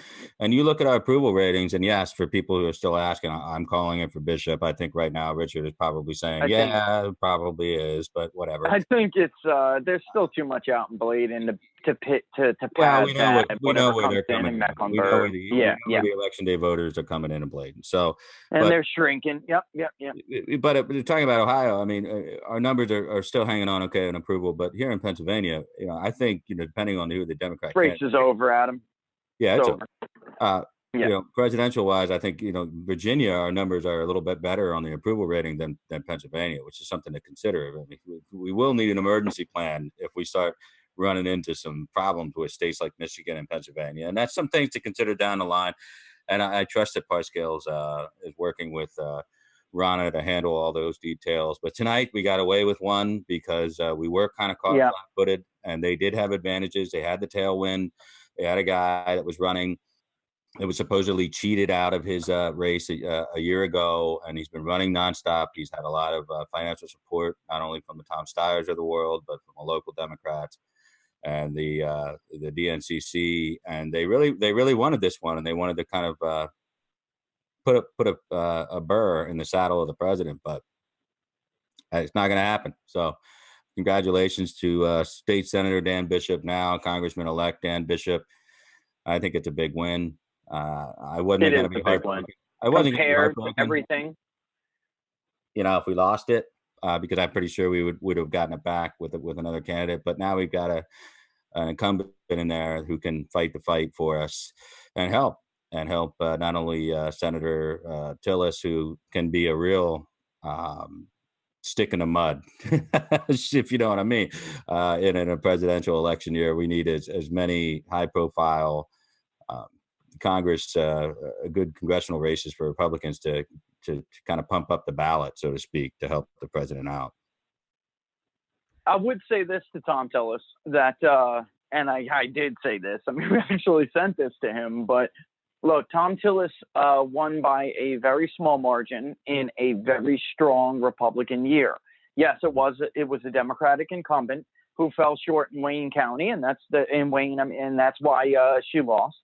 But the bottom line is there were the pool, the electorate was so much larger for Donald Trump. And across the board, we have broken this down. That people can find this on Big Data Poll if they go back into the archives. But the amazing, the strength. And again, when I talked about that question, have you voted in an election in the last 10 years?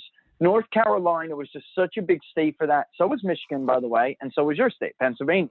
That was so big. I mean, there were voters in Lancaster, for instance, that I don't even think people existed. That they didn't even know they were there, and they just came out stomping. And it's hard to get those voters back out. Start stupid Amish rumors again. There were no freaking Amish. No, I'm not talking about. I'm talking about compared to these are voters that were on the rolls, Adam. They just didn't vote. I mean, they just gave up. This system doesn't work for me, and who can blame them? By the way, And then someone like Donald Trump comes around and says, let's break it. Let's burn it all down. We'll build it again. And they came out for that. And that was something that was just it was so powerful. And, for me, I look at 2020, and the real question for me, there are actually two. One is in 2015 and 16, Republicans essentially declared their independence from the media and the party, and they stopped letting them pick their nominee.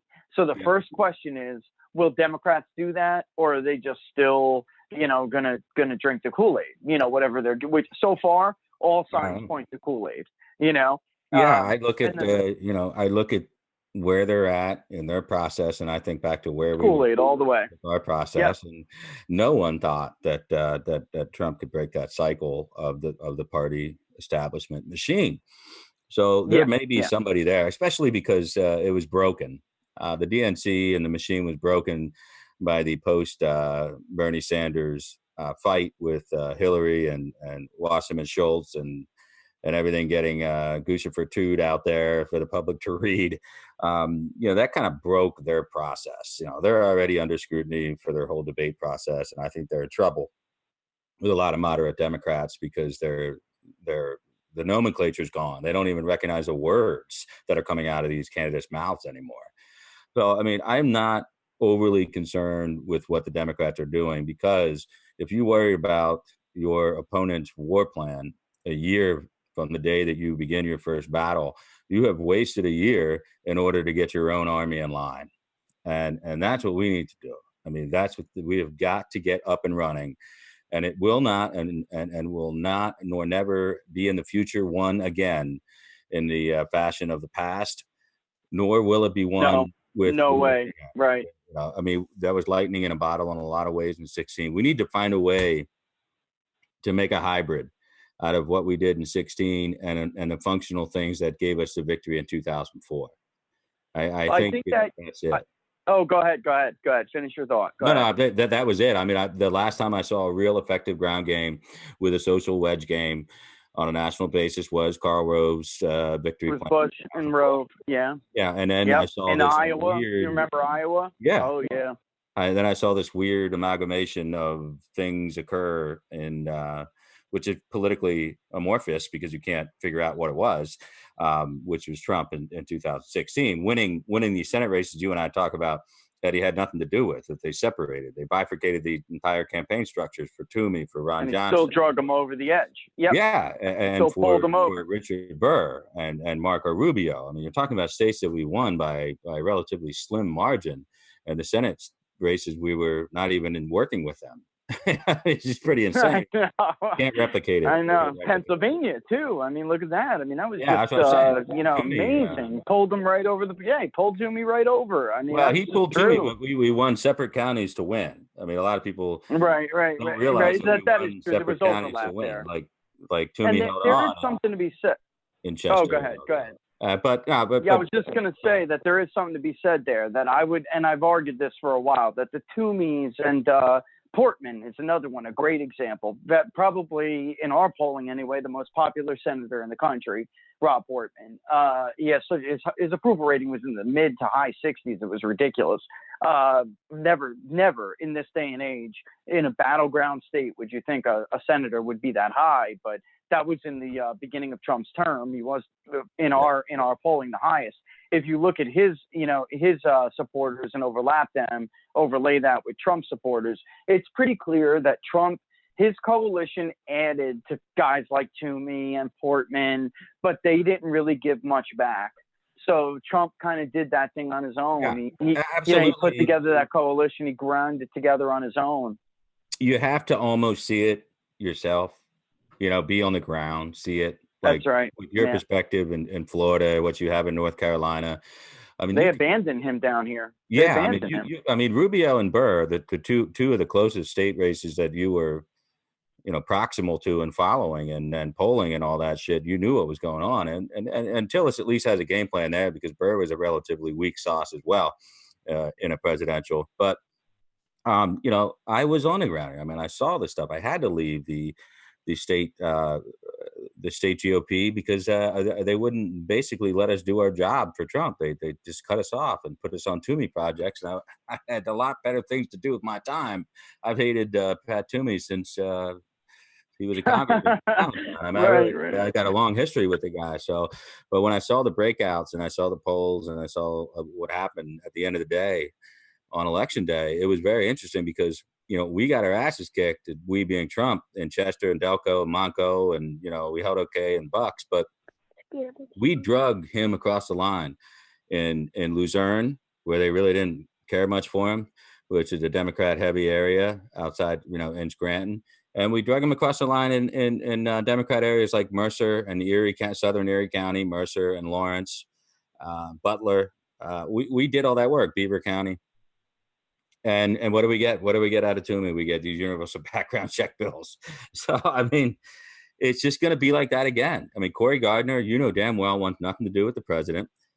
He does not want to get caught up in that because he's, that's their number one target seat. Number two, you've got Susan Collins up in Maine, doesn't want anything to do with Trump. You've got Tillis, who's been trying to run away from Trump for a couple of years. Now he's trying to edge his way back in. Post Russia, right?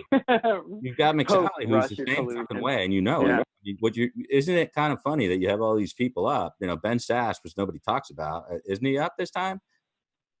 Look, I'm not gonna Sass. He's coming up now. That's 2016. But I would not put Sally on. Look, I get a lot of people's feelings toward that race, and I myself have been looking at how these breaks come in, over the years, and I'm not saying anything, was all on the up and up there, Adam. But the bottom line is, McSally should have won that race. Oh, I know. Fair and square. I'm not worried about that. I'm worried about winning it next week, Rich, or next year, Richard. Yeah, right. Next year. Yeah. Well, look, there are changes, demographic changes that happened in Arizona. That is a long-term process. That said, Maricopa County, because it went slightly for cinema in 2018, in a year that was plus double-digit Democrat nationally, does not mean, like everybody keeps, some of the stuff that I see from my competitors, my so-called election forecast competitors, they have thrown the fundamentals in the garbage just because they hate Donald Trump's guts. And it's just unbelievable to me, Adam. And I know he's a vulnerable incumbent. I think, to your point, I think an incumbent. I think they've exposed a weakness to us out in Maricopa, because there's going to be all kinds of skewed polling out there and misplaced confidence. Already started. Yeah, and I think that's something that we have to work to undo. But hey, I don't want to get you in trouble or anything, and I will let you go in a minute or two. But do you know who gave money to Sonoma for Senate? No. Bill Pulte. You ever heard of that guy? Yeah. Is that what they call Twitter funds? Retweet me, and I'll give you $5,000, right? Or something. Seriously, right? Isn't that it? Well, I think Christian Sonoma must have retweeted him, because back in the election year, he gave her like $5,000. $5,000. Oh my God! I got to get that. I got to stick that shit in there. I'm glad you do. No, and honestly, I got to start getting a little bit more vocal, Adam. I'm glad you do what you do, because there are people that hitched on to this movement. Me and you were talking about the politics of it right now and what it meant to see it on the ground and pull it in the field. There are people who hitched their wagon to this movement and have just grifted their way over the last 2 years, 2.5 years, into from obscurity or unknown status to GoFundMe glory. And this stuff, there's just so many good-hearted people out there. They buy it and they eat it up, and it's horrible. And if you really do support Donald Trump, support Donald Trump, you better watch it, because that kind of stuff can hurt a candidate. Exactly. It can. And the sooner Don Jr. and Parscale figure this shit out, better wake up, guys. Yep. We we like Richard Barris with clean hands. So that's why we do the dirty work. So we can keep Go you, ahead. keep you, up where you got to be to do what you. And I can't believe we commandeered so much of your time with a newborn baby, and your wife, had an ailment that she took care of, and she's doing better. But still, my wife would have said, "You're not doing any damn podcast tonight, asshole." So I think everybody that is always begging you to be on. You picked a hell of a night to come on, and we really appreciate it. And what's more important is we were both right after the early dump of the vote. So it's always nice to be right in the end, even if we have to split the difference with a little sweat in the middle. You're going to be closer. Yeah. You're going to be closer. I'll just be on. I'll be the bigger man, and I'll just throw it out there. He's not closing that gap. I just thought, that, it would be a little bit out west, would be a little bit bigger. He'd hold on a little bit more. He didn't. And it's not going to get any better for him. If there were people in Mecklenburg County that weren't planning on voting, Donald Trump changed their mind, because you look at the margin there, how it changed from the election day. Up. It's pretty crazy to see that thing down to 7,000 votes now. And it could shrink even more with the last couple precincts that come in. So, no, I'm sure it will. It's been the pattern everywhere. It was enough to flip Cumberland. Totally different kind of person, kind of voters. Look, even Anson went closer. I mean, it's just everything. He underperformed. The guy's been, like you said earlier in the night, he's been running for a very long time. I'm actually a little bit, I was, like I said before, I told you before, I was looking for a little bit more of a nail biter. I really thought this would be a 0.5, 0.6 night. It's not going to be. About an hour ago, when we were about 40% reporting in, I started to see it your way. I was thinking, holy shit, we're going to be down to a couple thousand votes here. Yeah. One way or the other, actually, at one point. So I think Cumberland came home for you. And Richmond, that extra 500 votes, that mattered. Why else would they just decide to come out and vote on election day, other than being good Republicans? Because Donald it's a Trump vote on a special election. And at the end of summer, everybody's going back to school. It's college football. There's a shitload of stuff to do, man. A lot of people would have forgotten to vote had the man with the orange hair not come around with his man with the silver hair, vice president, come around, wake people up.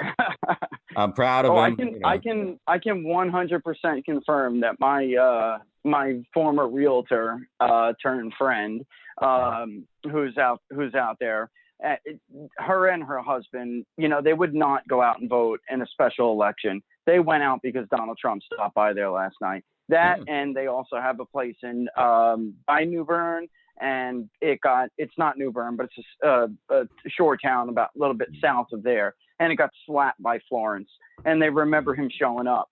And I spoke to them earlier today, and the first thing out of their mouth was, "Oh, I just went, and I don't know if you know, it's so fun. I don't know if you know, but we have a special election." Yeah, I heard. I heard something about that. I heard a little something about it. Yeah, so we went, and so now here we are. So they did go out because of that. So I mean, again, we've seen it in the polling, and you hear it in real talk, and that's the difference it makes, people. That's the difference it makes. That's what we're going to have to do to the nth degree. I think next year, we're going to have to find issues that matter to people. It's not going to be, trying to run on a social wedge issue in particular. It's not just going to be what it was before.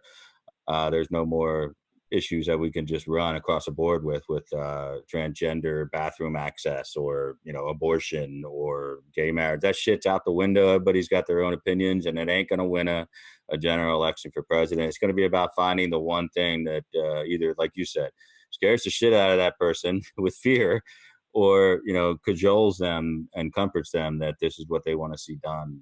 And so we got a lot of work to do. But parting thoughts from you before we let you go, get some much needed slumber with a newborn. Parting thoughts of what do you think about Bolton leaving? I think you and I both knew it was only a matter of time, but do you think that this changes anything with our current stand on the Iranian potential negotiations? And do you think it's directly tied to the boondoggle of trying to bring Taliban leaders to Camp David? Well, Trump is I think there's probably a little bit of all of that wrapped into it. I actually do know some people who are close with John Bolton, and when he was appointed, They raced to call me to tell me he's not a neocon. He's a realist. Fit right in there. But truth be told, the whole time it was a bit of a friction. And Trump does like to have people with opposing views there. But ultimately, when it comes to carrying out the president's agenda, you have to do that.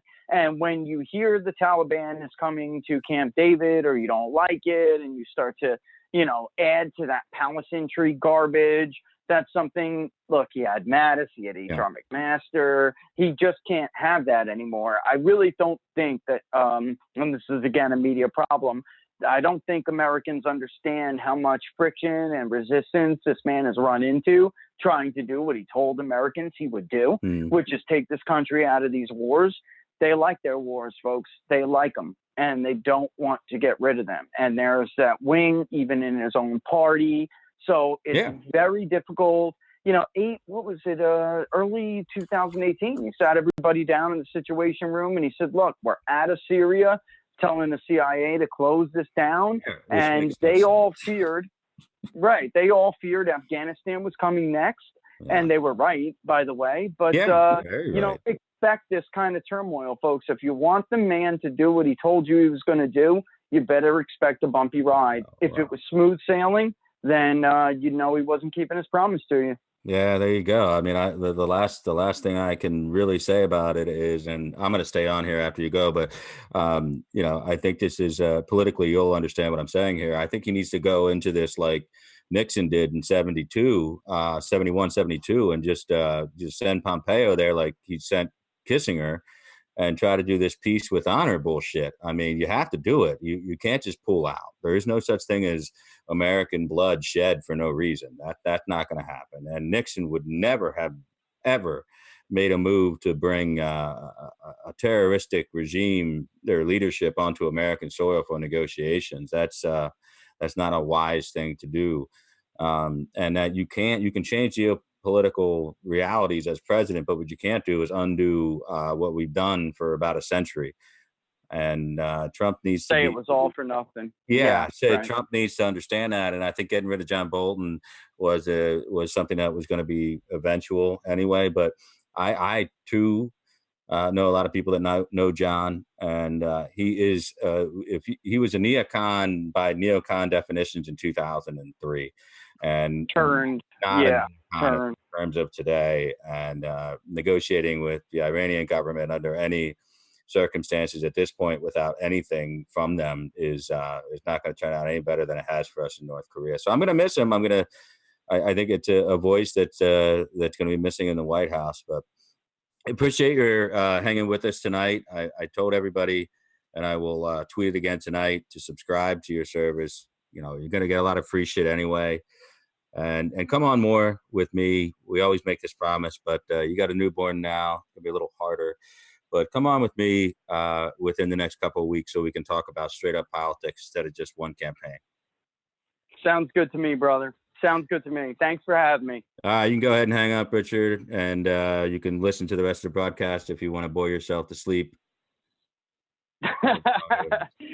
All the best, my friend. 2.2. You were closer. I'll leave you with that. I went with 1.8 to get 2.2. Whatever. We're good. Thanks, man. Appreciate it. Take care. Love. Thank you.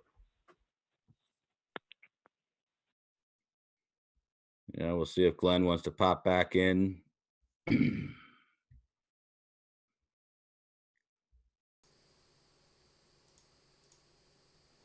Okay, I'm back. You were reading the comments as we went along. Was it like a prize fight? Was everybody kind of wondering how it was going to turn out? I did not get a chance to follow along with too much of the conversation. Not really. I mean, I think most of the bedwetters, we shed their viewership a long time ago. Anyone that is really stupid stopped watching you a long time ago, and they are scattered to the wind. So the people that stuck around, this is like the fourth or fifth one that you've done, and they already know the deal that the Democrats preload the dead, people in traction, the mentally insane vote, They do it, early and often. And Yeah, go to the nursing home and get that absentee ballot. Yep. right. I mean, like 2 years, 3 years ago, people didn't understand it. At least the people that stuck with us, no one really knew how the process worked. Now I think they understand it, and so the only comment I've got on tonight is I remember when Saccone bit the pillow for the final time, Yeah. and I was upset, and I said, it was so close. There was such a close election, also for the judge in Alabama. Yeah. And I was wondering, would I feel any elation if it had gone the other way? In a close election in our favor, and I'm happy to say it did. I don't mind that it's only 1 or 2 points or whatever. Fuck yeah. Better it's 2 points or 1 point in our direction than in the other direction. And the Democrats can suck my ass. Seriously, tonight. After all the bullshit they were claiming after those other special election squeakers, I think, all right, that's the rules. They've set them, so we win, you lose. That's it. I wish I had some more fireworks. I would do another fireworks display. It's like, yeah, it's like if I had any cheap champagne, because I wouldn't be popping open anything real good, but I'd pop open some Corbel or something, over this guy, State Senator Dan Bishop or whatever. So, hey, there's still a couple of trickling votes in here, but it looks like about a 2-point victory, which is CNN Politics, where I've pulled our little feed from, being that I somehow or other, don't know how I did it, I managed to click on the New York Times 10 times in a month. I don't know how that happened. Yeah, I got kicked off New York Times earlier too, man. Yeah, I don't remember. That I had to subscribe to it. I mean, seriously, I don't remember going to the New York Times for anything at any time. Me neither. So maybe they've just captured my email or whatever, my IP, and said, "Fuck that guy." He makes. Yeah, maybe. So we're using the CNN ticker. CNN ticker, you can see it right there. It's between us. It's 50.8% for Bishop, 48.6% McCready, and the part you can't see on their webpage I pulled it from, it says 99% of the vote is now in. Updated at 10:21 p.m. So that was, Yeah. I mean, 5 holy minutes shit. ago. 5 minutes ago. Wow. I didn't see that spread early on. I mean, Richard and I were joking a little bit because when the early dump came in, I'll send it to you. But it'll just be me, what I said to him, but you'll laugh at it.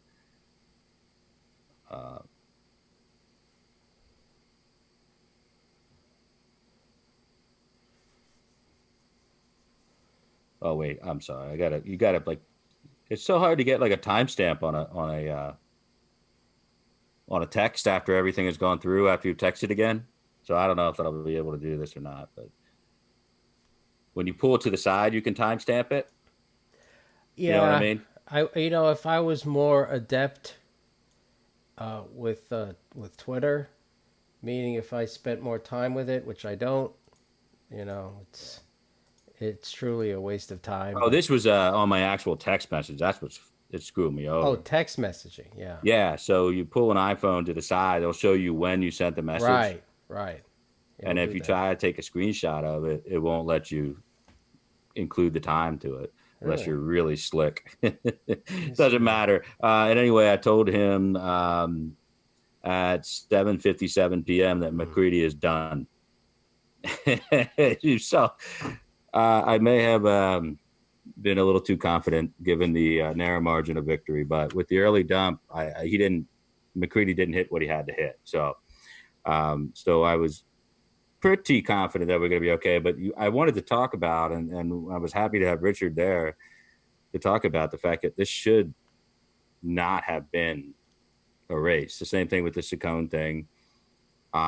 It's just picking the wrong candidate sometimes, and like what the hell, a consultant has illegal ballots, and you call a whole new race over. I mean, the whole thing is just absurd. So the fact that the president had to fly down there and do everything he did, I think it was necessary, to be honest with you. When you look at this margin, it's going to be less than 5,000. It's going to be less than 5,000 votes. So I got to attribute that to the president of the United States. Someone's wondering, are they going to find a truck of votes tomorrow, and would it matter at this point? No, and you know, that's why I brought up the point with while we were talking, so that Richard could explain what I know, and that is, we've got to stop blaming, you know, vampire voter fraud for every time that we don't, you know, wipe our own asses or feed ourselves or do what we're supposed to do as Republicans. So, I mean, clearly ain't happening. No voter fraud in this election, thank God, because we'll have to have another one if there is. So it's just about everything, maybe a couple of precincts out. A hell of a night for the Republicans in North Carolina. And, of course, the president, who you know is still awake. Oh, by the way, I'm sure he's watching us, right? Yeah, hi, POTUS. POTUS. Good to see you. Hey, man, POTUS, I got a list of guys that are taking foreign Bitcoin. I'm going to send that to you since we DM all the time. You'll be getting that from me later tonight. What do you think about this Pulte thing? I mean, Baris actually made the statement, I'm glad you said it, that he now regrets not being a little more engaged with this crap the last year or two. I don't want him to, really, you know, because we don't need any more help doing it. I think we're probably on the internet, you know, pound for pound per entities or Twitter profile, like we're probably the most vilified, hated group of people on the right. And that's not just by the people on the left. The people on the left are just, they don't even know what the hell's going on. So they just kind of stand back and watch all this stuff go down. But we are taking people out that are just scummy. And we're finding that it's becoming, we've got a system. And the facts speak for themselves. And you start with people who agree that those facts are facts, and they all start tweeting at once. I mean, that power is pretty tremendous, and how quickly that happened, particularly with Pulte. I mean, here's a guy that is just pushing the envelope, and he keeps moving it up and up and up, and now he's talking about human organ transplant list, living donor list, which, you know, you may know a little bit about. I certainly do myself, is that there's a big push. We do not have a federal law that governs a lot of these people who become living donors or get on a list to be a living donor, because their insurance company is not obligated to do a whole lot. And in some, they lose coverage because the insurance company doesn't want to cover somebody with one kidney or half a liver or a lobe of a lung missing or whatever. So, I mean, this guy has kind of walked into the wall of this philanthropy thing and doubles down on human organs, which is like, I can't tell you what a bad idea it is as a private citizen to start giving your blood type, your, you know, family information, anything to somebody that is not registered with health and human resources under the government. It's just insane. I really don't know what to say about it other than it's pure insanity. Yeah, well, someone here, and forgive me, it's late and I can't read every name here, but someone on the YouTube chat was saying that CNN now that they noticed that we're at 99%. We now are about 12 minutes since the last refresh from their website. There's clearly no way McCready can win. They refuse to call it. This is another. Oh, CNN refused to call it? Yeah, it hasn't been called yet. And what's interesting is that as a conservative, we're used to it. It's just part of the course that we have to wait. How long did we have to wait on election night 2016 before these assholes actually started admitting reality? Was it 4 a.m. or some crazy thing like that? So they haven't refused. They're refusing to call it, but they have, according to reports I'm getting, their anchors are bitterly running the president down. Thank you, Amy Wood, for the astounding $99 super chat. They're running the president down by talking about his high unfavorability ratings, and this is just common logic. It's like if there's one thing I could do before I die is to try to educate as many people as possible to approach the world the way I do, because I think we'd be better off. People would be not as fooled as they usually are. And I think what people need to see is, guess what, CNN? If his unfavorability was so fucking high, then there's no way Bishop could have won tonight. Yeah, I mean, it's kind of funny that it was actually right around where we were polling his favorability in the ninth anyway. And I think, the Woods are friends and supporters of ours for a long time. And I think what Amy, the generous donation that she made is it might be just a hat tip to getting away from having to watch these assholes during an election night. That's right. It's got to be painful to do that. And I feel your pain. I don't want to do that. And that's part of the reason that we do this. And it's not rocket science. And as Ben Carson would tell you, it's not brain surgery. It's simply reading how many votes are outstanding, how many votes are in, and what the percentages we're looking to achieve on both party angles. And you just weigh it out like a big giant political math problem. And I think people like to know, it's going to be close. It's going to be tied for a second, and then it's going to go down. It's going to go back up, and they want to know why. And I'm not trying to presume why Amy is so generous, and the others. By the way, it looks like we've had a lot of generous people in here tonight. I think they just appreciate the chance to watch an election return, and not only see the results of the election, but kind of dissect it as we go along. It's kind of like a forensic political operation that we do, and to have a co-surgeon like Richard Barris is a lot of fun.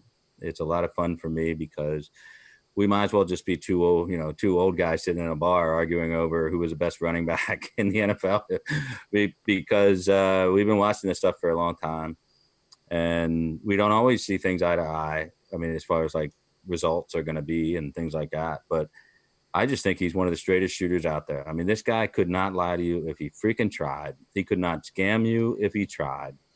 He will not beat his chest. He will not get subscribers by, putting up ridiculous stories and clickbait, articles. But he has a lot of respect. A lot of people that I've met through Richard Barris. He has a lot of, under the radar support. And I mean, that's pipeline from Washington right through to Carolina and into Florida where he operates. So he's a great guy. CNN just finally called it. Yay. And they say their quote is, Republican Dan Bishop narrowly wins special election. Yeah. But they were forced to call it. Logic. Thank you, Michelle. CNN is high on their own supply. And it makes it impossible for them to see what's coming. Yeah, and listen, the other big news of the day, I thought we'd stay on for a couple of minutes because I think it'd be unfair to get off without talking about Bolton. And I saw your tweet regarding like the hypocrites out there that are busy running these blockchain parties with foreign governments, but they don't want to support, what it takes to keep America at the top of the food chain.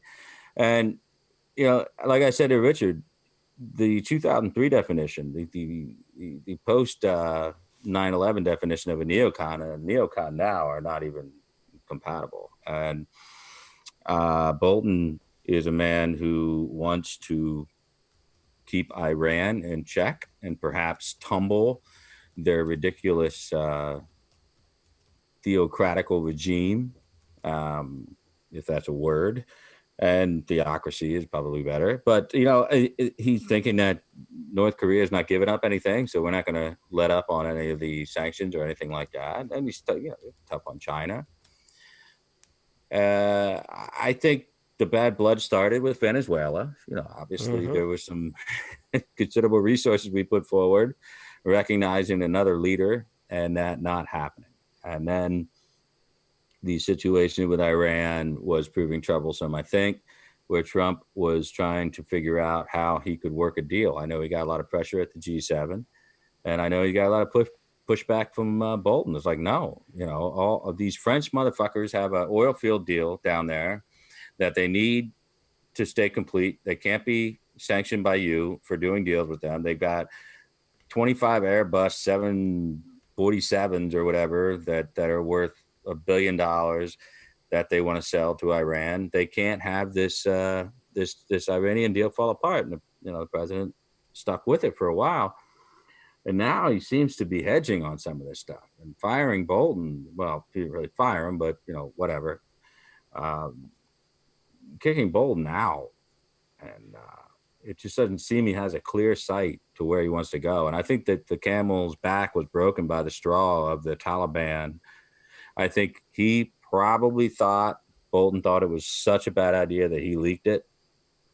And Pompeo's going along with the president on some of this stuff. But really, Glenn, if I were told you as a native New Yorker that we would be bringing Taliban leadership onto American soil to negotiate some form of whatever power sharing agreement in Afghanistan, what's your gut instinct? Is it like, I don't care, it's been a while? The part that doesn't make sense to me is that with no preconditions. That's the part I find objectionable. What preconditions could you put on them? I mean, they have no money. They have nothing. Yeah, but that's what I'm saying. That there should... The fact that there were no preconditions, it means to me there's really no deal. It was done for some kind of window dressing. That the Taliban aren't going to renounce anything. It means to me they've successfully waited us out, and America now just wants to leave, and they're going to get everything they want. That's what it means to me. Well, that'll hang your head, man. That's not a good look. That is not a good look. You talk about blasting Obama about a red line in Syria, but a couple of years ago, the Taliban were still scurrying under rocks, and there was no threat to the country's leadership. And here they are, because we don't want American casualties. So now we got American casualties coming in at a rate of once a month. Trump doesn't like it. He ran on no war. Mm-hmm. And listen, I'm willing to say the president could be right. He may get us out of Afghanistan. The Taliban are going to do whatever the hell they're going to do. I can tell you probably a lot of what they're going to do is going to rhyme with Merowin. Just throwing that out there. Yeah, they've been doing that, right? But but they're going to start reaping the direct benefits from the trade, and it may be good politically for him in America. I don't know. I have no idea. That's for people like you and Richard to know those things. All I can say is I flamed Obama over and over and over again, and Democrats in general, for doing exactly what it appears the president is trying to do when they were talking the same horseshit with the Iraqis, when they were talking it with the Iranians. It just seems to me like if we're not... I'm an older guy. I come from the Cold War. I watched how Reagan beat the Soviets by standing up to them. He didn't do it by, the Henry Kissinger method of finding the best way to run, cut and run, and call it victory. If you want to know why Richard Nixon has never been rehabilitated on the right, I think that's why. I've been giving this a lot of thought over the last 20 or 30 years. I think when it all comes, it's not the stupid wiretapping of the Watergate Hotel. No one gives a shit. Today's standards, that was like a altruistic action on his that he should have received a Nobel Prize for, compared to the crimes that the current crop of politicians are doing. I think it's because of the way we exited Vietnam was so distasteful on all sides, so horrifying in the implications of after we cut and ran, not just to our own side, which was horrific, but what it meant for the region. The mass executions, millions upon millions of people died that I don't think needed to. And that's why I think his reputation will be shit for a long, long time, perhaps forever. Do you find any irony in the fact that Kennedy was never in any way maligned for leaving thousands of Cubans Right. who fought and trained under American soldiers for the Bay of Of Pigs course. revolution. He left them all. He said, I don't want this on my political plate right now. He pulled out. They were all either executed or jailed.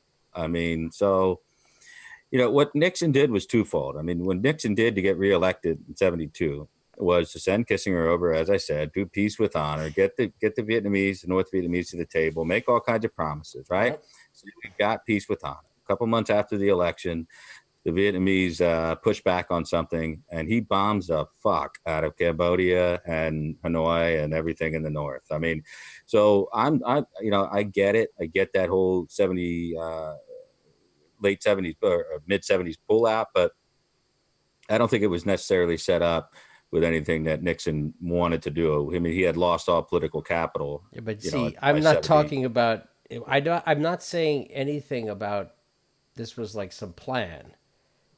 It's just when you're in a volatile. What America remembers is what you're saying. I'm saying that here we are. God knows how many 40 years later, maybe a little bit more than 40 years. Yeah. And what is remembered? What is the final tally of it? What is the final tally of Kennedy? I think just like Rudy Giuliani. Rudy Giuliani, his reputation in New York City was slightly above dog shit on September 10th, 2001. Pretty much everyone had become sick of this guy. I'm speaking as a lifelong conservative Republican voter at that time in New York. This is before I even thought about leaving New York. And I was tired of this guy. I was sick of him. And then the next day rolled around and he was America's mayor. In the same way, JFK was on track to being one of our worst presidents until his brilliant career move of being assassinated. Because if you get assassinated, that changes your historical blurb.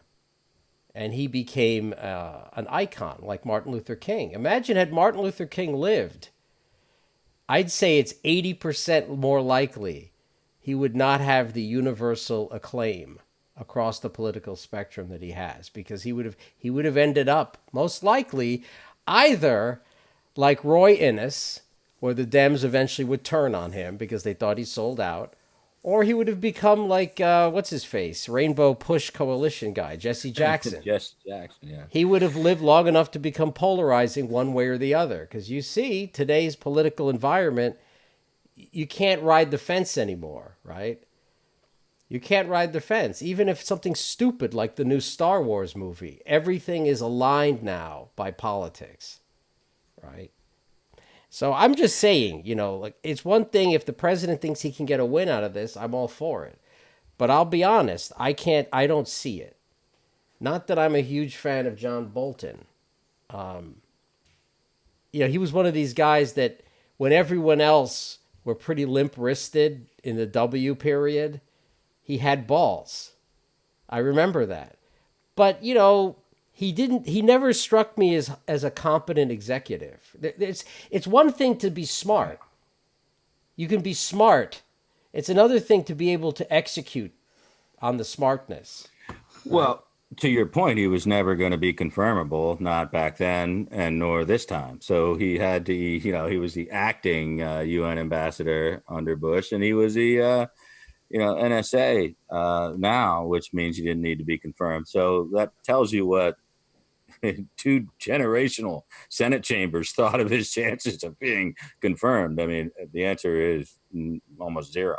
But I'm not knocking him on. I'll knock him on plenty, but I will not knock him on his stance on Iran. I think backing off the Iranian sanctions now is just silly. I mean, whatever his economic advisors are telling Trump, he's reading too much into it. I think the Europeans are screaming and crying about their negative yields on their bonds, but that's because of the EU and carrying the dead weight. Of course, but Iranian sanctions. But Adam, don't you think that it's one thing to manage a situation like the Iranian issue with a president that already agrees with you? It's a completely different thing to try to manage the Venezuela situation with a president that isn't 100% gung-ho with your...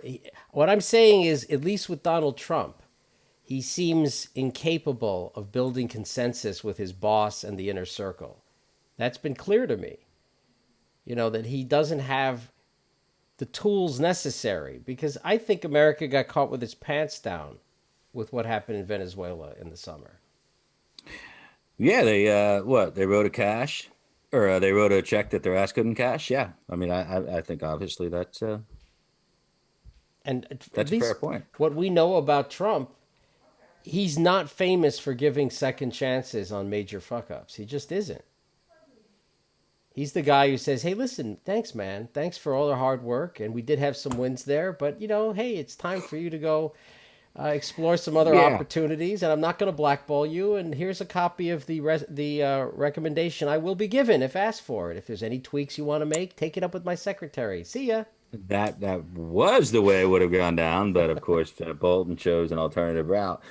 I think, my issue with Bolton is, he didn't convene the NSC for 2 months. Do we not have anything going on? do we not have any world issues that we need to deal with? I mean, you look at all the stuff that is going on over in the Strait and the oil tankers and all the things like that.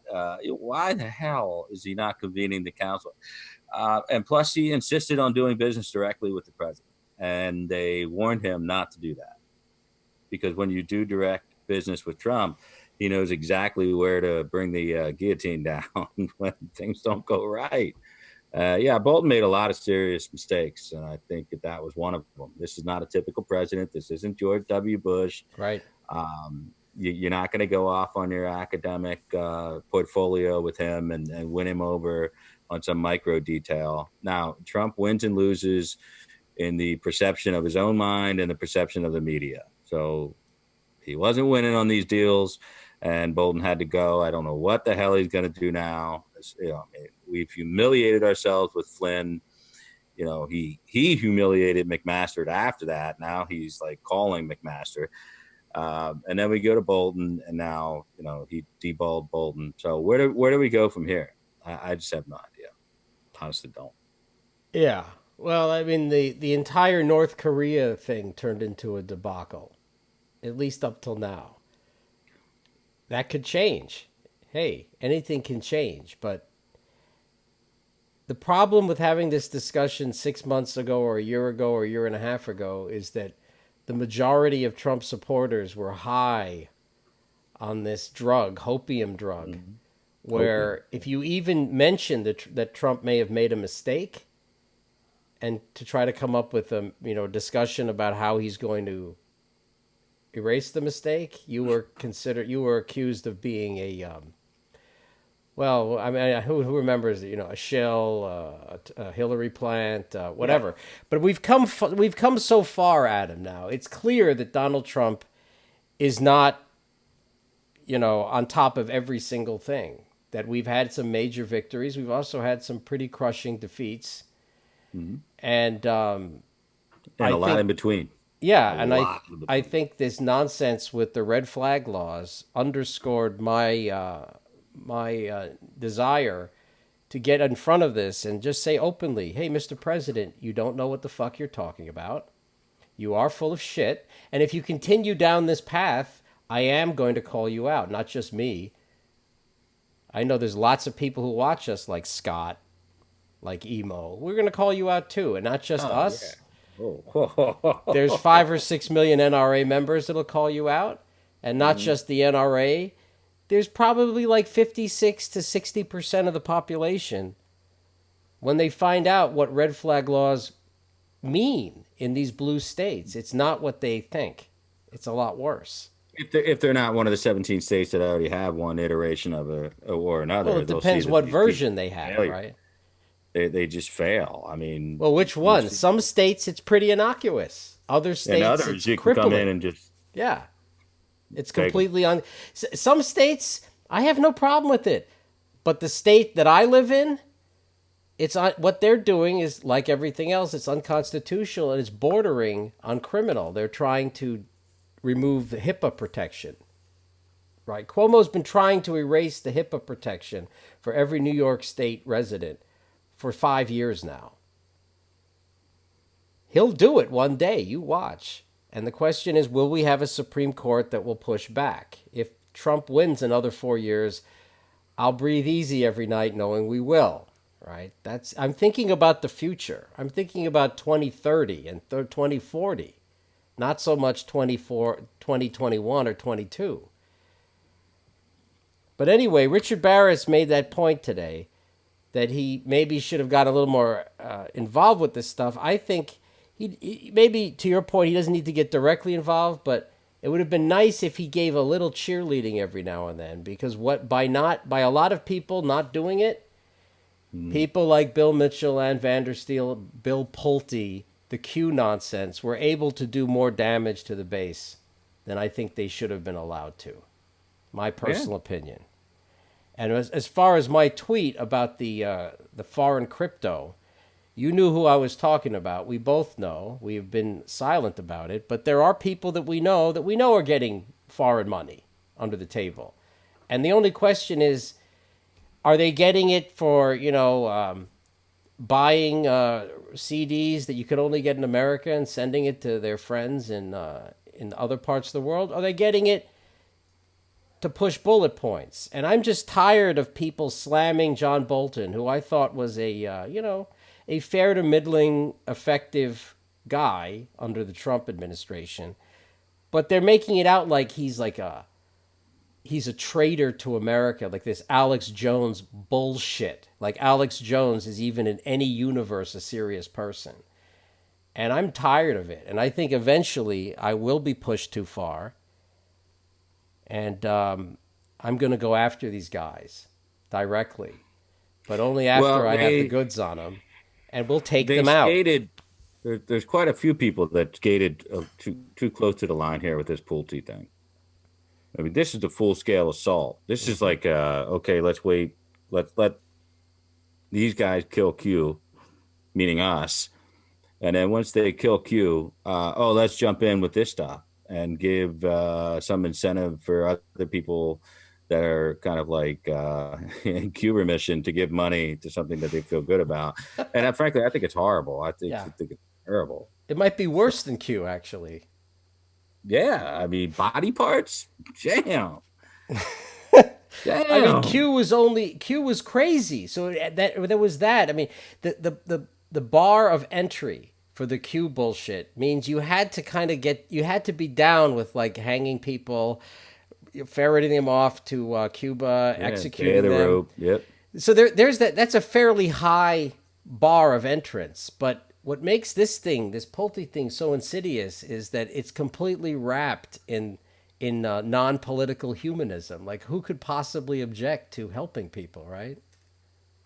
But isn't that funny? They found a way to infuse non-political humanism into a political movement. I mean, Pulte's group, his PAC, his family PAC, has been giving money to Hillary Clinton, to Sherrod Brown, to, I can't even name Clyburn.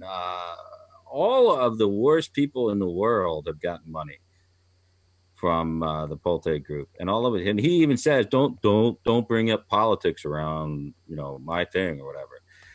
But yet he's only going after Trump supporters. So, I mean, I listen, this is terrible. It's awful. And I'm only too happy, proud, if you will, to fight this. Is this Steel Ray 95? Is this my guy that on the Periscope end? Is this the guy that does the Periscopes exposing Pulte? It looks like the profile image, but I don't recognize the name. I think it is. Yeah, he just got. Well, when he goes after him, I'm kind of doing like fist bumps to myself. It's like it's somebody who understands, has been working with Gretchen and the Code of Vets and all this other stuff like that, which I have no problem with. But this guy would probably do all that work in a much more influential and honest fashion than any of the people who are doing it Yeah, In it the is code the of vets, same I'll even say guy. that. He says his name is Stephen Grissom from Chehalis, Washington, which I don't know if I Might pronounced be it a right. different guy then. But that's no, I think it's the same guy. He says it's the same Oh, guy. oh. And that's the part of Washington where Second Amendment Foundation is. That's where I know it from. But he is from the Code of Vets, and I think he correctly saw what Pulte was trying to do. Just Right like away. we saw what Q was trying to do with our group. And before that, what Bill Mitchell and Ann Vandersteel, before they were part of the invention of this Q bullshit, what they were trying to do to the group. Here's what they're trying to do. They're trying to make it fucking rain, man. I mean, it's like, God, have some freaking humility about it. I mean, here we are talking with a guy that just had a kid, like literally. When I was talking to him earlier, Richard Barris, about coming on with us tonight, his wife's incision kind of got torn open a little bit from the C-section. And I'm like, oh, don't worry about it, man. Because I know what that's. I don't want to, he's like, no, I'll be on. This is an important election. I want to be on. He's like, I love you guys, love everything you're doing. I'm like, all right. I mean, I'm not gonna, tell the guy no. And there he spent what he's like 2 hours with us, 2.5 hours with us, with a newborn baby in the house. I mean, this is dedication. This is the guy I had to, frankly, kick him in the balls to get him to talk about his own subscription service, where he actually gives real content by real people, real actual people in the political and financial world. I mean, it's just so sad that that's required. But for the people that want more normal content out of us, like we're doing tonight, listen, who's going to do the dirty work? Who's going to clean up the dirty diapers in aisle 3 of our own freaking grocery store before 2020 is here? I mean, we got to do it. We're doing it. And it takes a lot of time. We don't just, tweets just don't drop in our head. Like, we are constantly fielding a deluge of bullshit from scammers, liars, larpers, and losers up to something. This is now what Glenn and Ginger and I and a lot of other people that work with the coalition, this is what we do full time. It has now become our mission to stop it, nip it in the bud, so that these free-thinking, God-fearing, gun-loving people can move about their lives without signing up for a kidney donation list that's going to get pimped out for money, or a Cash App that, they're going to get told they get $500, they get to keep 50, they have to give 450. I mean, come on. That this is taking up a lot of our time, and it's what we do, and it's not sexy. We make a lot of people angry because you don't wake up somebody who's sleepwalking.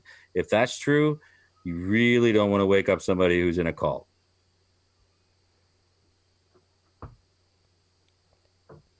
I'm amazed. And if that's our guy, Glenn, by the way, that did those Periscope, we want him on our show. Well, he's about to join. Night. Give me 5 seconds. Yeah. He wants to join. Oh, fun. If he is able, let me just. He's got the right temperament for it, and by that I don't mean like mild temperament. He knows how to unload on that. Here we go. Hey, let me. I finally have to pee, so bring him up, and I'll be right back. Get him set up. Yeah, you go. Yeah, you go. I'll take care of it.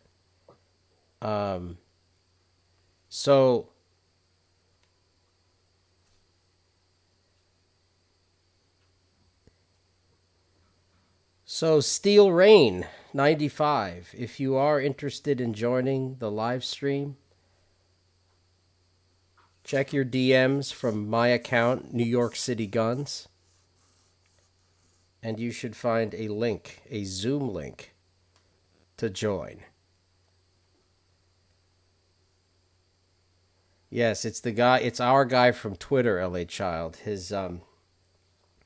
He goes by Rampage95, Sergeant G. That's Steel Rain 95, at Steel Rain 95. So he should be able to join from his cell phone by clicking the link I sent him. And we can put him right on. Let him and Adam discuss what's been going on, if he's still here. Last I saw, he was saying that he wanted to join, so that's why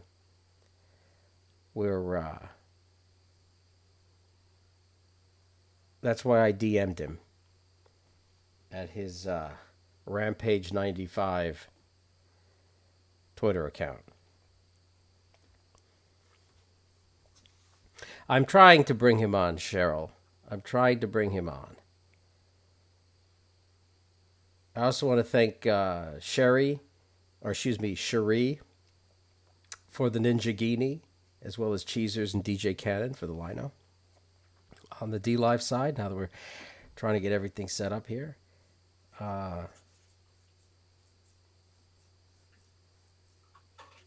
So I don't know if Rampage is still with us. If he is, please check your DM from my New York City Guns account.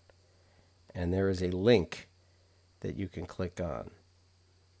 Yakima is the armpit of Washington. Yeah. Well, hey, listen, sometimes the armpit is fun. Depends on your on the old personality there.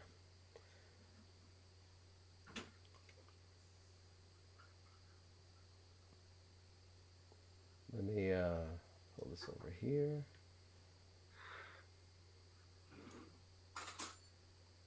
So it looks like we only have me and Adam right now.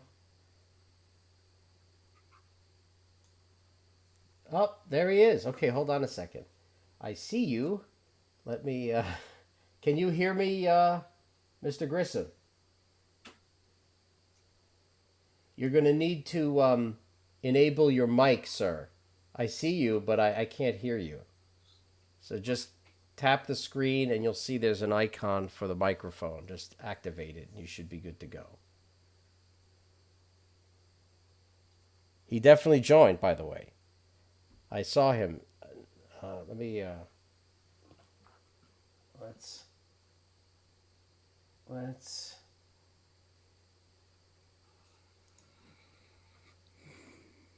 okay. Oop. Right. I've turned off your video, Mr. Grissom, so it'll be audio only. And we're just waiting for you to turn on your microphone so we can start hearing you. So he should be with us any second now, Adam. Okay, that's cool. I hope.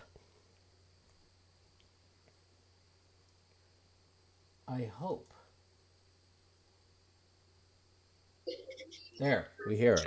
Is that you, sir? Hello? Yeah, I can see you. Can you see me? No, we're not. We're just going to put you on as audio, if that's okay. That's actually better. Yeah, because I saw you wandering around your house. I figured, I wouldn't want for operational security purposes. We don't, you might be wandering by your wife when she's asleep. Who knows what? I mean, I know that sometimes I've been on just on my cell phone on a Periscope, and I want to go into the bedroom, but my wife is in there, and between her and the cat, there's a lot of snoring sounds. She denies it, of course.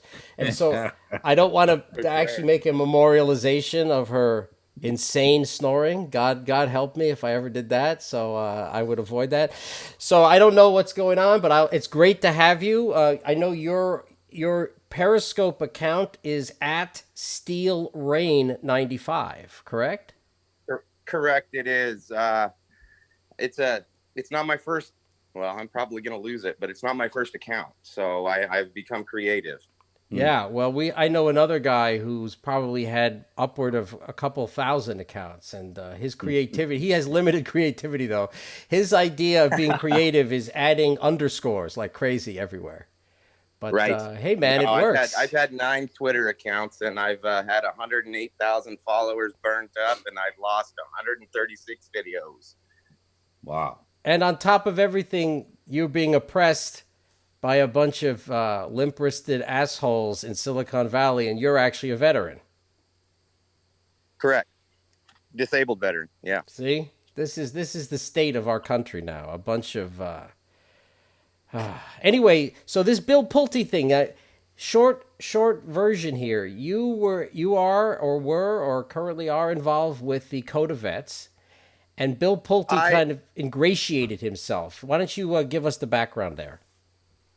Okay, so basically, I am not technically affiliated with Code of Vets. I have known Gretchen, the founder of Code of Vets, since a few months before she started Code of Vets and turned her account into an account to help veterans when she was very small and had just got the idea.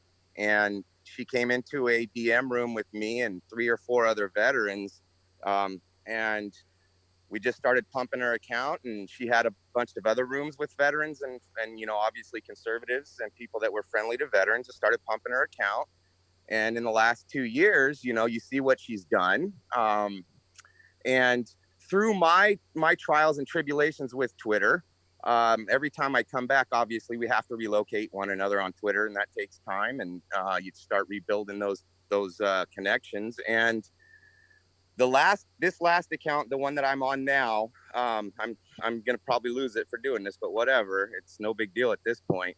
I found her I woke up Thursday morning of last week, and we hadn't spoke for months, and I opened my Twitter account, and I saw the text message or the tweet she put out stating that she'd been blocked by Pulte. And I really, at this point, I'm going to be honest, I didn't know anything about this guy. As a matter of fact, I was joking with somebody yesterday that I thought in his avatar, legitimately, he was the black gentleman. I didn't even know. It does look that way. Yeah. I knew nothing about this man. I never heard and I flip houses for a living, and I never heard the name Pulte ever in my life. That's because, if I might interrupt you, they don't flip Pulte houses. They knock them the fuck down. Yeah, exactly. So Mr.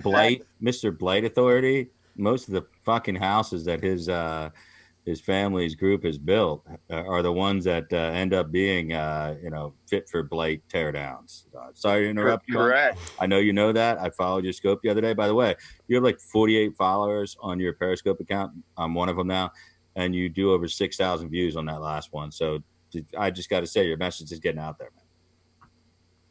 Oh, I appreciate hearing that. So I knew nothing. And so I told her, hey, let me make a video real quick. And she said, yeah, absolutely, do that. And from that point on, once I did that video, the Anons hit my DMs, and the victims started hitting my DMs like I've never experienced before. And from that point on, it was just a matter of going through everything that they were sending to me. And then I started laying down at night and watching YouTube stuff on him and figuring out, what the background is in Florida, like you just said, Adam. The 17,124, I believe, townhouses that he built in 2001, that by the time 2007 hit, all the walls were being torn off the outside of these things. Because here's the bottom line.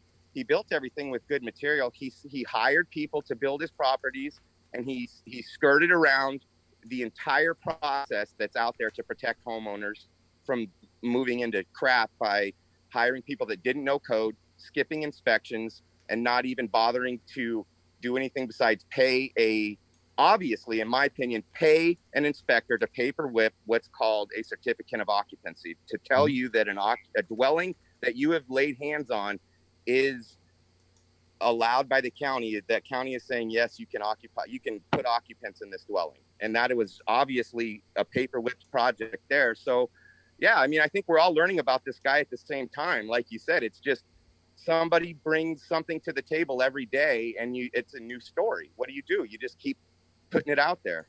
I don't know. Well, I'll tell you one thing about Pulte, and I've been looking through his finances as far as like the Pulte Group and the PAC before that. They have a lot of money. This isn't anything thinking outside the box. I've dealt with this for a long time in government, but they have a lot of political action committee and other types of groups that they support, and home builders and associations and type like that. But what those guys do is they funnel that money down into city mayors, council members, campaign funds, and next thing you know, permits can be delayed. Permits can be delayed forever, never issued, and you end up not having a guy come around from your office to make sure everything's up to the building code, or even the UCC, which, I mean, obviously we have both a federal and state and most times local construction code that has to be followed. Yep. The only way around it is to pay your way around it. You can pay your way around it. And if you're a small time guy, you can, not building houses like they do, but if you're renovating stuff, you can skirt your way around it by not being noticed by the building inspectors and stuff. But when you're building new homes and townhomes, there's no way except what you just said. That's the only way to achieve what they achieved. Yeah, this guy's, listen, I think it's going deeper than I think we're scratching the surface, man. Like, I can tell you right now, I can't give you any names, but I will say this right now. I am involved in a group of actual legitimate white checkmark journalists that have been in a room with me for the last 4 days, and we have been collecting stories from some of the winners. Some of those people aren't very happy. We've been collecting stories from some of the losers. We've been documenting any negative press stories that have been written about the Pulte family in the past. And we are interested in documenting some type of reasoning behind his interest in the Department of HUD. There's something far bigger at play here than a Twitter scam for 1 million followers. There's no reason that you need to go to 20 people and have them change their personal GoFundMe accounts from $1,500 down to $500 every single time. They ask them to change the limit down to $500 and hand over the account. And then 3 out of those 20 people may win a prize, and the other 17 get told to pound sand. And meanwhile, Bill Pulte isn't spending a dime of his own money. No, I mean, that's pretty clear. I mean, if you look at anything with this Cash App business, Cash App is actually giving people this money, and then you're allowed to keep part of it if you give most of it away. But what I'm very curious about is Pulte's easy transition ideologically to calling people followers to teammates. I mean, I don't know about you, but that's a Marxist transition here. Yeah, I mean, this guy's trying to build something that's it's kind of exopolitical, at least in a skeletal system, where he wants to be one of these folks that is bigger, if not, or can outlast Trump. I don't know what he's doing, but he sure don't want anything to do with politics all of a sudden. And if you go to his Twitter account, he scrubbed everything from like August 8th of this year, and then everything beyond that's all scrubbed, deleted. Wow. Yeah. Wow. Something's up. So I did get one DM from somebody that had obviously done quite a bit of research, and I, you get the wild theories out there about, he wants to do this and he wants to do that. And, you can get off and jump down a rabbit hole doing that really easily. But a lady did send me a rather long explanation. Apparently she's been doing a lot of research on this family for a period of time.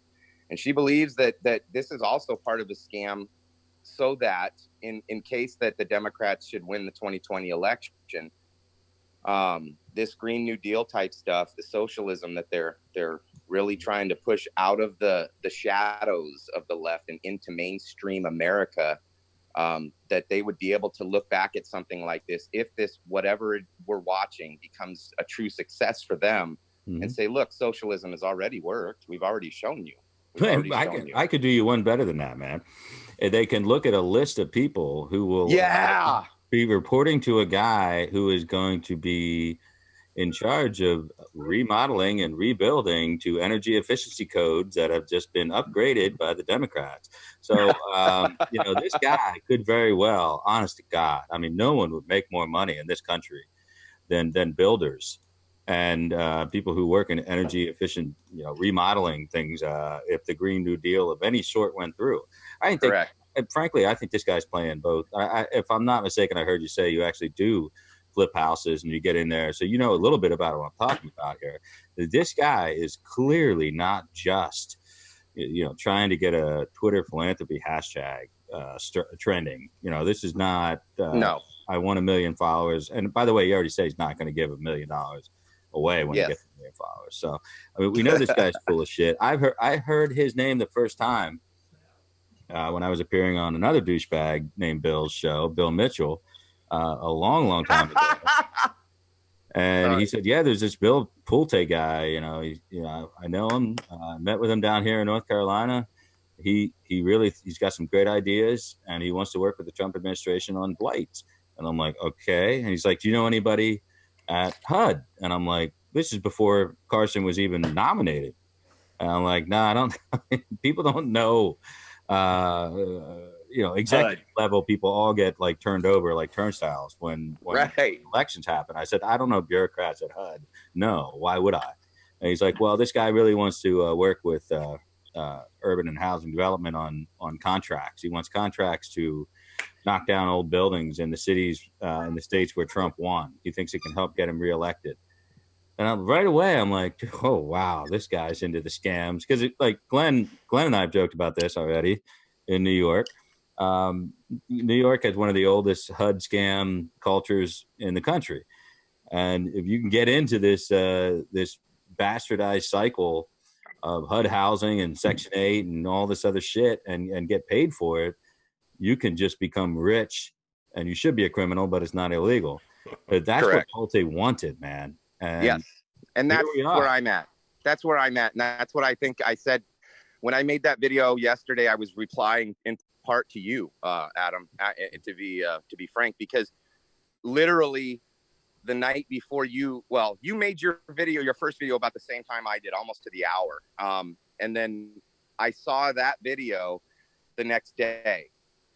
When I saw it, it was ironic that you had actually given a lot more insight to what the Cash App scam might be, because I was actually having a discussion that day prior with one of these people in the room that I'm referring to that's investigating and looking into this, that neither one of us could really wrap our minds around what he wanted with Cash App. And so that's what I said in my video to you, was like, thank you, because you tied something in there that gave us a lot more understanding of, number one, what Cash App is, and number two, how they can take it and manipulate it in order to suit them down the road with $20 a pop for an email address, et cetera. Yeah. Have you noticed that since I did mine, you did yours, within 24 hours, they've started bending over backwards to say you didn't have to do everything through Cash App. No, you can do PayPal, you can do Venmo. And then they started saying, okay, it's not Twitter philanthropy, it's a Pulte sweepstakes to win something. I mean, they know. And here's the problem with the sweepstakes. There are people paying attention. Here's the problem with the sweepstakes. And this is the other thing that we've been looking into, the laws for the sweepstakes. And as a matter of fact, from what we understand at this point, Mr. Pulte is in violation of federal sweepstakes regulations. They have to be uniform throughout all the states. They have a certain amount of time that they have to announce a sweepstakes after they've been registered and bonded in order to conduct a sweepstakes. And if you look at what a sweepstakes is defined as, he is conducting a sweepstakes. Yeah, and he's not bonded at all. I guarantee. This is all 3 sheets to the wind type of bullshit. Correct. Seat of your pants crap. And we're going to get called. Well, we've already been called the naysayers, taking a leak on the parade. Why can't you guys just let this thing go? Everybody has a good time. But what I see online is coalition building. I think you heard me talk about that. Correct. When you isolate veterans, you isolate mothers, young mothers. When you isolate teachers, what they're doing is coalition building. But that coalition building makes it easier to sell your list to vendors. That's right. That's where money is. I mean, that's how Google makes money. That's how Facebook makes money. That's how Twitter makes money. You join a list, you join a group, all that stuff is given off. And when I saw him actually with a straight face put out, let's try to hook up living organ donors with each other. I'm thinking, holy shit. I mean, hey, follow me if you want a kidney, retweet me if you need a liver, okay? Listen, man, that's literally beyond the pale. I mean, we have dozens of state and federally funded organizations that do exactly that. And Correct. it is the worst thing to do is like give up your health information online. Your insurance company finds out you're ready to give away a kidney, they're going to dump your ass off your policy. Yeah, And that's kind of a pre-existing condition, right? yeah. Oh, by the way, I'm willing to give my kidney away to Bill Pulte's group. Yeah. Right. Any insurance company that's not in the Obamacare sector is going to be like, yeah, you're off. I think your life insurance might go away too. I'm not sure. Oh, what the man? This is crazy shit. But the veterans, you guys have been at the forefront since Trump won, because you're a big part of the victory. One of the, if not the biggest mobilized single coalition for Trump was military, ex-military, active military. But Do you want to know why? Do you want to know why? From a veteran's perspective, do you want to know why? Sure. Yeah. So here's the bottom line. Obama spent 8 years, and I know we see this and hear it on TV every day. We all know this. Obama spent 8 years stripping the military bare. Mm-hmm. All the leadership, a lot of the hardcore guys, they were kicked out of the military for simply, at one point, it got to the point where they were kicking you out for having a tattoo, even if it was covered in normal uniform. But if it was going to be uncovered by rolling up your sleeves, per se, you had to go. So it was a mass exodus of all of the true, not all of them, but a lot of the true guys that had experience were told they had to pound sand. And so there you lose a lot of your combat effectiveness. It's gone. A lot of your leaders that are respected by the young guys, the private, the PFC, the Joes in the military that do the work, they're gone. All of a sudden, they're gone one day. And so is your ability to maintain your vehicle. So is your ability to get parts for your weapon. If something, take the armor 60 days to get something instead of 2 weeks. It affected it rippled all the way through the military, and he gutted it. And President Trump swore he was going to take care of that. And that's all that mattered, right? I mean, not all that mattered, but like for somebody that has been anywhere near the military, even a family member, these military military wives, when they hear that triggers the American inside of them that wants to not see their boys and girls go down range with shitty equipment, unarmed vehicles in a place they should be up armored. It was common sense for a lot of veterans. I'm sorry. No, I think you're absolutely right. And being on the campaign, I think we were completely in tune with this whole philosophy that the ideology of what Trump stood for may not be true establishment republicanism, where we're like, trying to walk the razor's edge on everything and just, pro-America, pro-military type of thing. But the problem that I have is that the coalition of veterans were immediately, after being mobilized to vote, and they did, and got us over the hump, particularly in North Carolina, particularly in Florida. I think that they've been at the front line of the scams the whole way through too, because they are the most, forgive the pun, they are the most militant of Trump supporters, and they are willing to go the extra mile. I can, there's some things that I can divulge about my discussions with Gretchen, the lady that started Code of Vets. And one of the things I will say, we had a conversation a few days back, and we actually touched on this for a while as to, why they want to get into our pockets so bad. And at the end of the day, every veteran that serves a period of time, we all know they get a retirement. They get, some of them will get a disability. There's money there, first and the 15th. Mm-hmm.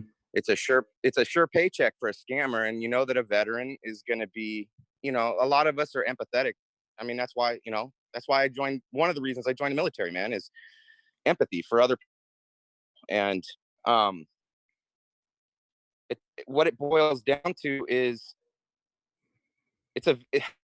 this is hard to say because it's confusing, but they view veterans as victims to some.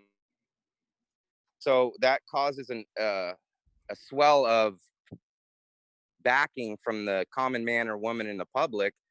And anybody that sees a movement like, especially like Code of Vets, pick up steam from the ground up and be, at the White House, having interviews on mainstream media, they're going to be a target because they know that there is available money there.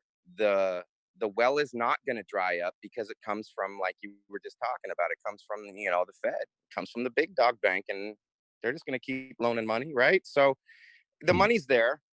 We're empathetic, so they come after us. It is what it is. I don't know what else to say. A lot of us who have been doing this for a long time, like myself, never having had the ability, never mind the courage to have served, but coming from a military family. In politics, I've always, but I come from a humble family. My mother was a state representative for a while. My father is an Air Force veteran from the Vietnam era, and my grandfather. Tell your father thank you, and your grandfather. Well, yeah, I mean, but you won't know it. You just Right. don't hear that stuff. I grew up in one of those families. I know people like this, right? Where that was a part of their life and that was their service, but they really don't want to talk about it that much. And so there's a very different element going on now. And I don't mind the empowerment behind it. Matter of fact, I like it. I like what Trump has done and he promised us to do on the military budget. I don't mind, and I don't think you do either, declaring $3.6 billion here or there fit to go to the border, because that's a project that's a matter of national absolutely security, not. right? That's a We all must agree do on that. A national guardsman to back up, not violate any constitutional laws, but to back up our people on the border, our border patrol agents. That stuff is all good, I think, for us. But I see a disconnect forming that I want to make sure doesn't stretch into next year. Okay. I want everybody to get on like a coalition page, like we're by coalition, I mean, like when you get groups like military, when you get groups of like, or teachers, or like I said, women, any group becomes a coalition, and you want them as strong and you want them as empowered to reelect a Republican president as you could possibly get, and particularly in some states. So I want, not knowing all the details behind this, and this is not a loaded question at all. A lot of people have asked me, are you going to, I mean, is Code of Vets straight up something that I can say to the people that follow me, donate there, it's going to go where it's got to go, and there's no question about it type of thing? I mean, do you still have that ironclad faith that that's being led? And the secondary question is there's got to be a board. Obviously it's a PAC. So is there other people that are working with Gretchen, or is Gretchen like the lead 100% on this stuff? So I can answer both questions. Like I said earlier, I'm not technically affiliated with Code of Vets. I'm an avid supporter, and I've been around her and watched her since she started. If Gretchen is running the show, I have 100% confidence that the money is going to go to the places in which she has always publicly stated that she intended for it to go. Good. Now, what I do mean by this is, and I will be the first veteran to stand up and say, a lot of veterans were pieces of shit, boss. Okay. There are veterans out there that will sit under a bridge and they will be homeless. And you can walk up to these men or women and say, come with me to the VA and let me introduce you to somebody that can help you out. And they will tell you to pound sand. Yeah. They do not want help. And when they see someone like Gretchen, they see an opportunity to get easy money without having to go through the proper process with the VA. So let me give you a little background. I volunteered at the Seattle VA's, what was it called? It was the Patient's Advocate Office while I was finishing my bachelor's degree in hospital administration. And in that 6-month period of time, so the Patient's Advocate Office is where every veteran that feels like they've been mistreated goes.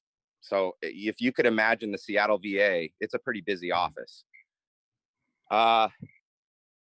And the reason I say that is because it gives me qualification to say there are a large swath of my own veteran population that they don't want help. They don't want help if it requires patience and perseverance. Some of them just, they don't want that, because as much as we like to pound the VA for the mistakes and the shit that they do, which I am adamantly here to say that it does happen and it's a joke. But on the side, as far as, and that's the healthcare side, but on the side where it's, hey, I'm a veteran and I need a temporary place to stay, I need this some help getting a job, buddy, there are so many programs out there, it's not even funny. And so back to your original question, if as long as she is running the show, I would say that with 100%, I have faith in Gretchen and her decision making and what her goal is. Now, like I said, that doesn't say that Gretchen and the organization from time to time are not going to be fooled by a really good scam artist. That is always going to happen. But as far as that goes, I have 100% faith in her and her reasoning for it and what she's about. And you posed a second question. What was that? I'm sorry. Well, I think, no, it really wasn't a second question. I'll just secondarily want to make sure that everybody, I think the concern was from a lot of the people that follow us was like, they never had any problems with Gretchen. Everybody's been friendly with Gretchen. But when she came out and they had that initial disagreement, between her and Pulte, she was, pretty fairly adamant about that with a tweet. And then it kind of went away real quick. And I noticed that the one, I called it the operative phrase in the tweet that made it all go away from Pulte was like, we will continue to be contributors to Code of Vets, which was like kind of like biting on a piece of tinfoil to everybody else. Let me explain that. I'm going to explain that to you. I'm going to give you facts. I'm going to give you facts without giving you facts. Okay. Cool. So I'm just going to say this. Anybody that comes to an organization and says, let's partner up, let's help people and be philanthropic and give some money away, that should anybody ever run into an organization that approaches your organization in such a manner, and should they maybe, I don't know, ask you to sign a specific document that says you can't say anything about them, you should probably run away from that organization really fast. I've actually done that. Follow where I'm at? Yeah, exactly. Non-disclosure agreement. Fuck you. I'm out of here. Yeah. Yep. That's it. Yeah. Okay. I got it. That's my opinion. I have to say this to protect certain people. That's my own professional opinion of what happened. And I believe that that's just common sense. What I want to do is quickly pivot away from this question of Gretchen, Code of Vets, and anything being like, nefarious. Yeah, no, not even nefarious. Just like momentarily infiltrated by the Pulte call. Right. But I want to move away from it. Just a chance to have you on here, not even being an official part of it. I get it, but because everybody has such a high opinion of Gretchen, and we want to move on from that. But I think Pulte was and will be a well-funded scam artist. And there's something going on here, and together, I think we can put the pieces of this thing, make a puzzle. Won't be a puzzle. I believe that you're probably absolutely correct. Here's the problem: is it doesn't. I don't see a resonation of people, large enough at this point. I don't know how many people are willing to go out and do the things that are necessary to bring somebody like this down. So we have organizations like the Federal Trade Commission and the IRS that they all take. I'm just gonna. So can I? Is it okay if I make a plea for people to send information to a specific location? Is that okay? Oh, absolutely. On this matter. I think Glenn would agree. Absolutely. Thank you. So anybody that hears this, my Twitter page, please, if you see this, make a comment under my pinned tweet, which is the video that I made today, I believe. or DM me. I have my DM box open. I am building a Twitter room that is going to operate like a central issue facility for the military, where we bring people in that are interested in being briefed on the 3 ways that they can actually stand up and report this to the authorities correctly in mass. And then as soon as they have done that and filled those out and given us proof and shown us that they did their part, we're going to move them out of the room and move new people in. And that's something that I came up with today. I'm going to have one guy that's going to be giving me a hand trying to run the room and maintain control in there. And we're going to just see if we can get people that really want to actually try to use the system and overwhelm it to where it cannot ignore broken laws. Well, as long as you don't start calling those people teammates, I think that you're gonna do all right, man. You're gonna do. Well, I think you and I are already teammates, if I'm not mistaken. Well, you know what? I'm just gonna call you a brother because it sounds less creepy. Teammate is like comrade. I don't like that. All right. Shit. Yeah, we don't do the answer to comrade. I don't know. I know I didn't serve, but we are brothers in the effort to reelect this president, because we know we have to. We don't really have a fucking choice.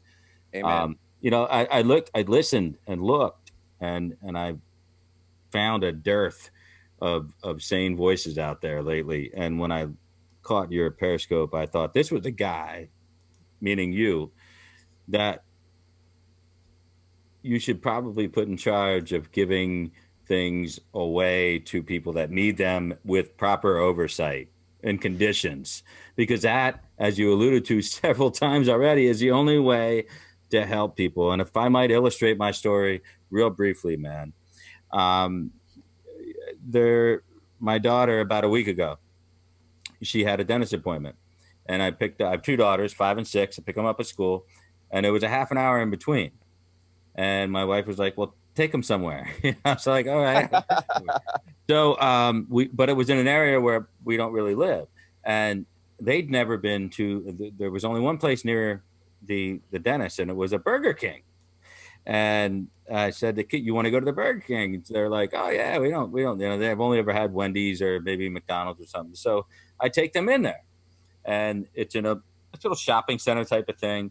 And they had a great time. They love Burger King. Who knew? But, you know, we're coming out, and you go to a light that's a side street light. It's a perfect place for panhandling or, you know, that type of thing. And so the first day we were there, I was coming out to the light, and there was a gentleman standing there, and he, to me, you know, he had a you know, camouflage military style hat on, and he was 55, 60 years old. I fell for this shit, man. And my kids are in the back of the car, right? And we're stopped at the light. He's right next to it. And my 6-year-old is reading the sign to my 5-year-old that says, homeless, live in a tent with a dog. And they're like, Daddy's got a dog. Daddy's got a dog. And I'm like, okay, all right. So I reach in and grab like $3 out. And I'm like, I put my window down this much. You know, I got 2 kids. So I'm just like, here you go. Good luck, man. And I felt, let me tell you what, dude, I felt okay about it. I've done that stuff before in different circumstances. And you feel better when you're, at least, I think it's more for ourselves than for anybody else. We don't know what that $3. But that's philanthropy. That's true philanthropy. It felt like it, but let me tell you the rest of the story. My kids like Burger King so fucking much. 2 days later, brother, they say, can we go to Burger King? And I'm like, oh, God. All right, don't tell your mom, but, you know, we'll go on the way home from school. So I go to Burger King. We come out of Burger King drive-thru. There's a completely different dude. He's like maybe 20, 21 years old. He's got crutches that look like they're 20 years old. Yeah. And he's fake limping. Now, listen, if you're going to have crutches and you're going to like kind of limp your way around with a sign in one hand, don't make up a sign that says need hip surgery. Please help. Hip surgery. What do I have? $10,000 in my fucking wall? I'm going to give you like hip surgery. You can come up with twisted ankle. I always thought dog in the tent was better. And so I said to him, I'm trying to teach my kids, man. As you probably know, you have kids, right? Yes, I do. Well, you got to teach them right from wrong. You got to teach when somebody might be putting you on, pulling your legs, scamming you a little bit. And they were like, and they got it right away. They're like, Daddy, what if there's a group of people that trade off days and they share the money? And I'm like, wow, it's weird how quick they pick up on this. Yes. Third time, brother. Third time was yesterday. Took them through again. Really pissed their mom off. Got him Burger King again.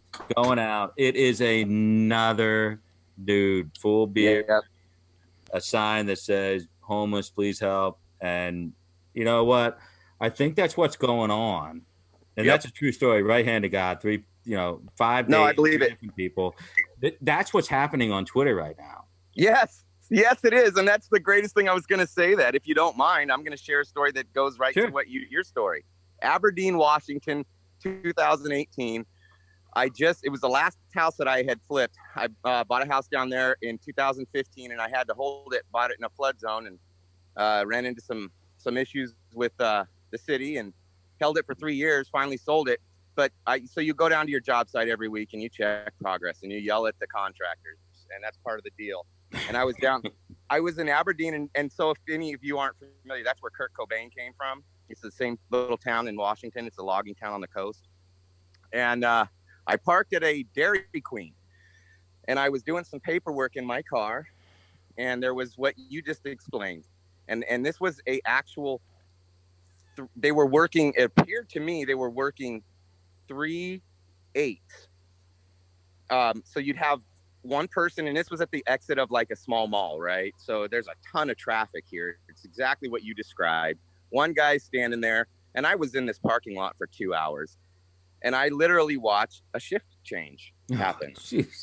They handed one car pulls up, this other two people get out. They walk up to the old man and his friend, and they had a dog as well. And he hands them the sign. He takes off the green, 1965 olive green Vietnam era, BDU top, and hands it to the other guy. He takes the thing and takes the backpack, sits down, and this other guy hands him some of the money he's picked up and keeps his share of it, hops in his car, and he's off for the day. I mean, so what I believe you're seeing is, I think you're seeing the fact that the panhandling grifters have figured out they don't have to stand on the off ramp in the rain anymore, and they can just sit in a nice warm room and do it online. So I think, Glenn, what do you think after, I believe, a conversation that you had today online? Do you agree with our guest here? Yeah, I mean, space was the final frontier in the 60s. I think now social media is the final frontier for criminals. Why even leave the house? Why even put on pants? You don't even need to put on pants anymore, I had the decency to wear shorts tonight. Right. Like, we wouldn't have known man, that. I mean, you didn't have to.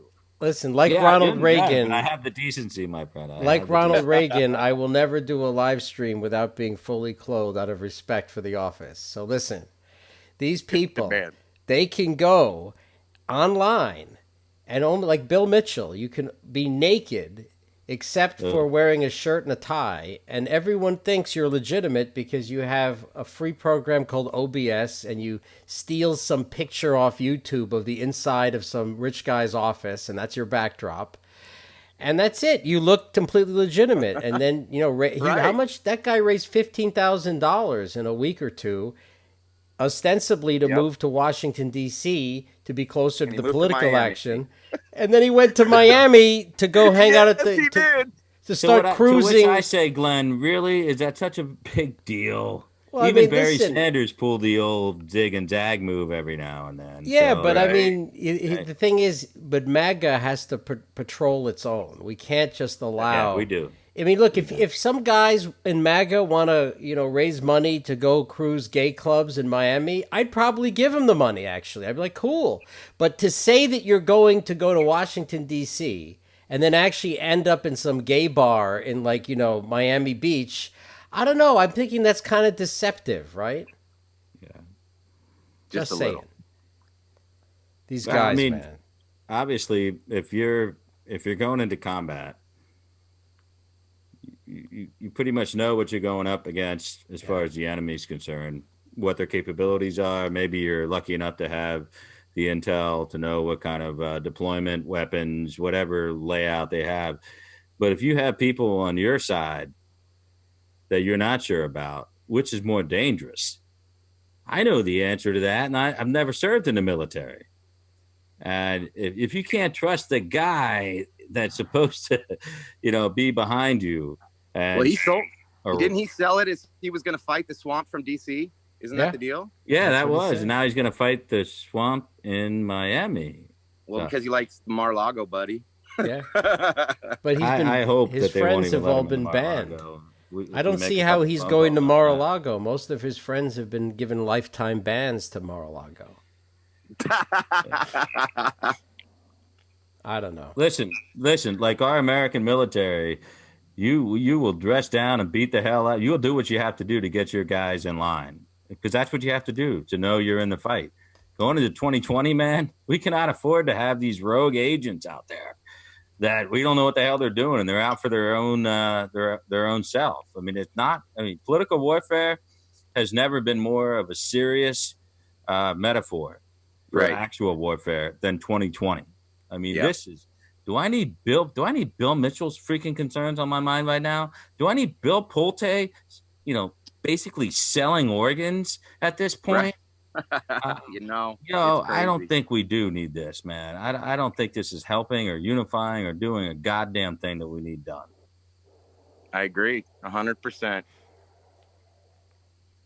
I think Bill Mitchell. Here's my thing. I don't know a whole lot about Bill, so I'm not gonna hop on the train. I did watch the dismantling of Bill Mitchell that was done by Amy Moreno and by some of the other accounts out there. I believe Mindy. I think her name is Mindy.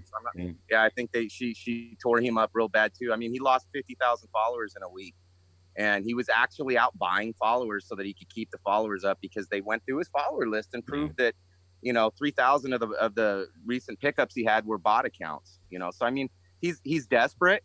He may have got his suit at Goodwill. I don't think the guy has two pennies to scratch together, and I think the only thing that he makes money on is grifting on the internet. And for anybody that does that, you can't.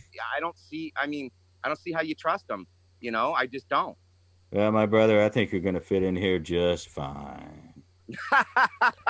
This is fun. I'm having a blast. By the way, gentlemen, I created Bill Mitchell. That's a sin that I must. Adam actually did an entire live stream about his personal shame in creating the monster of Bill Mitchell back in 2017. But I would say he's repented nicely. No, I don't think I can make that available anymore. Oh no! My confession that it was over. It was over. Listen to this, Adam. Is that not only do we want to be a part of what you're doing, man. We want to be in some of the DM rooms, at least temporarily, to, because Glenn and I are the last guys to say, please put us in the DM rooms, because people do that to us all the time, right? Without our permission. But in this case, with Pulte, I think this is a dangerous contagion. It's a pathogen that we can't allow to just run rampant through whatever you want to call it anymore. MAGA, America First, Trump, whatever. I think this guy is about something different. And we want to help do whatever it is you guys are going to do.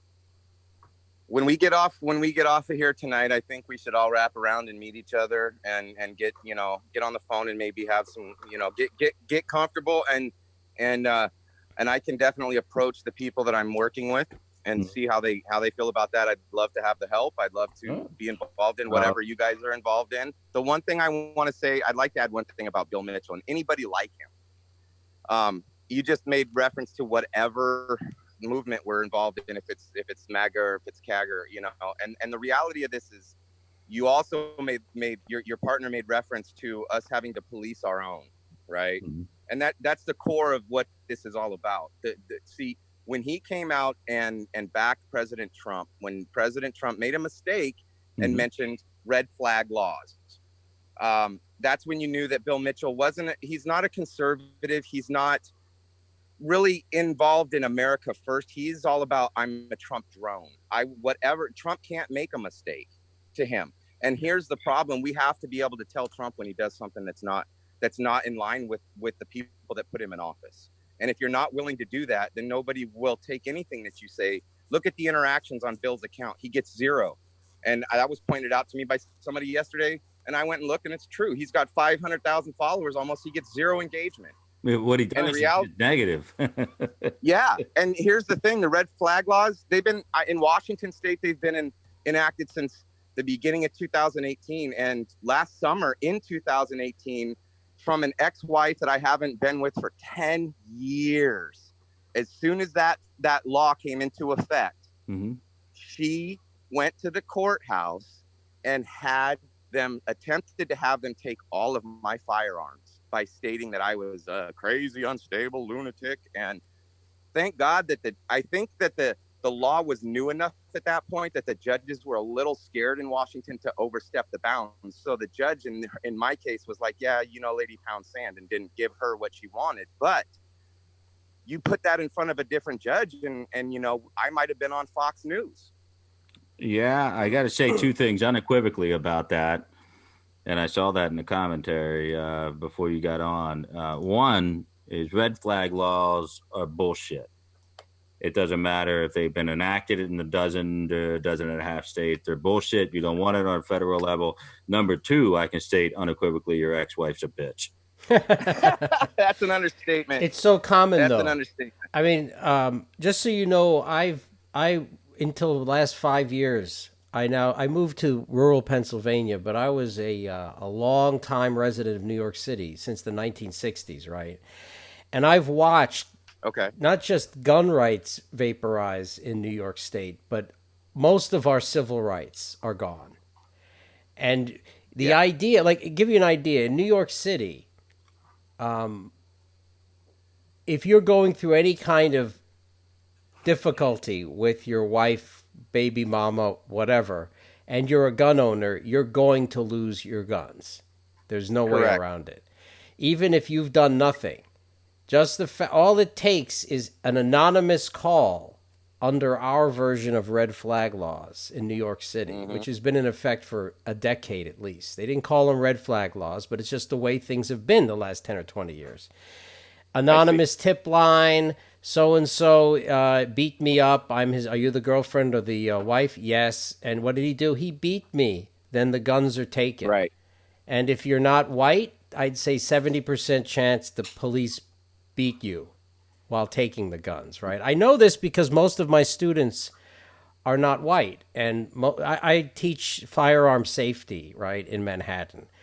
And so I deal with one of the few guys who can do it because I have a squeaky clean record. I used to work for the government, so they have no excuse, right? The slightest little unpaid parking tickets, whatever, they take your guns.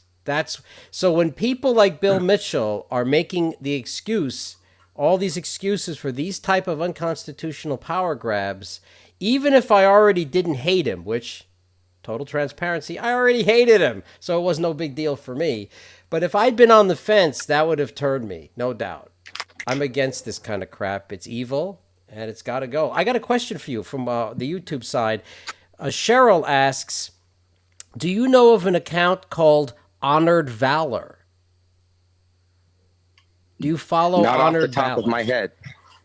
It's at 56MA74 TANTE. I think that might be her. That's her account. Anyway, Taint?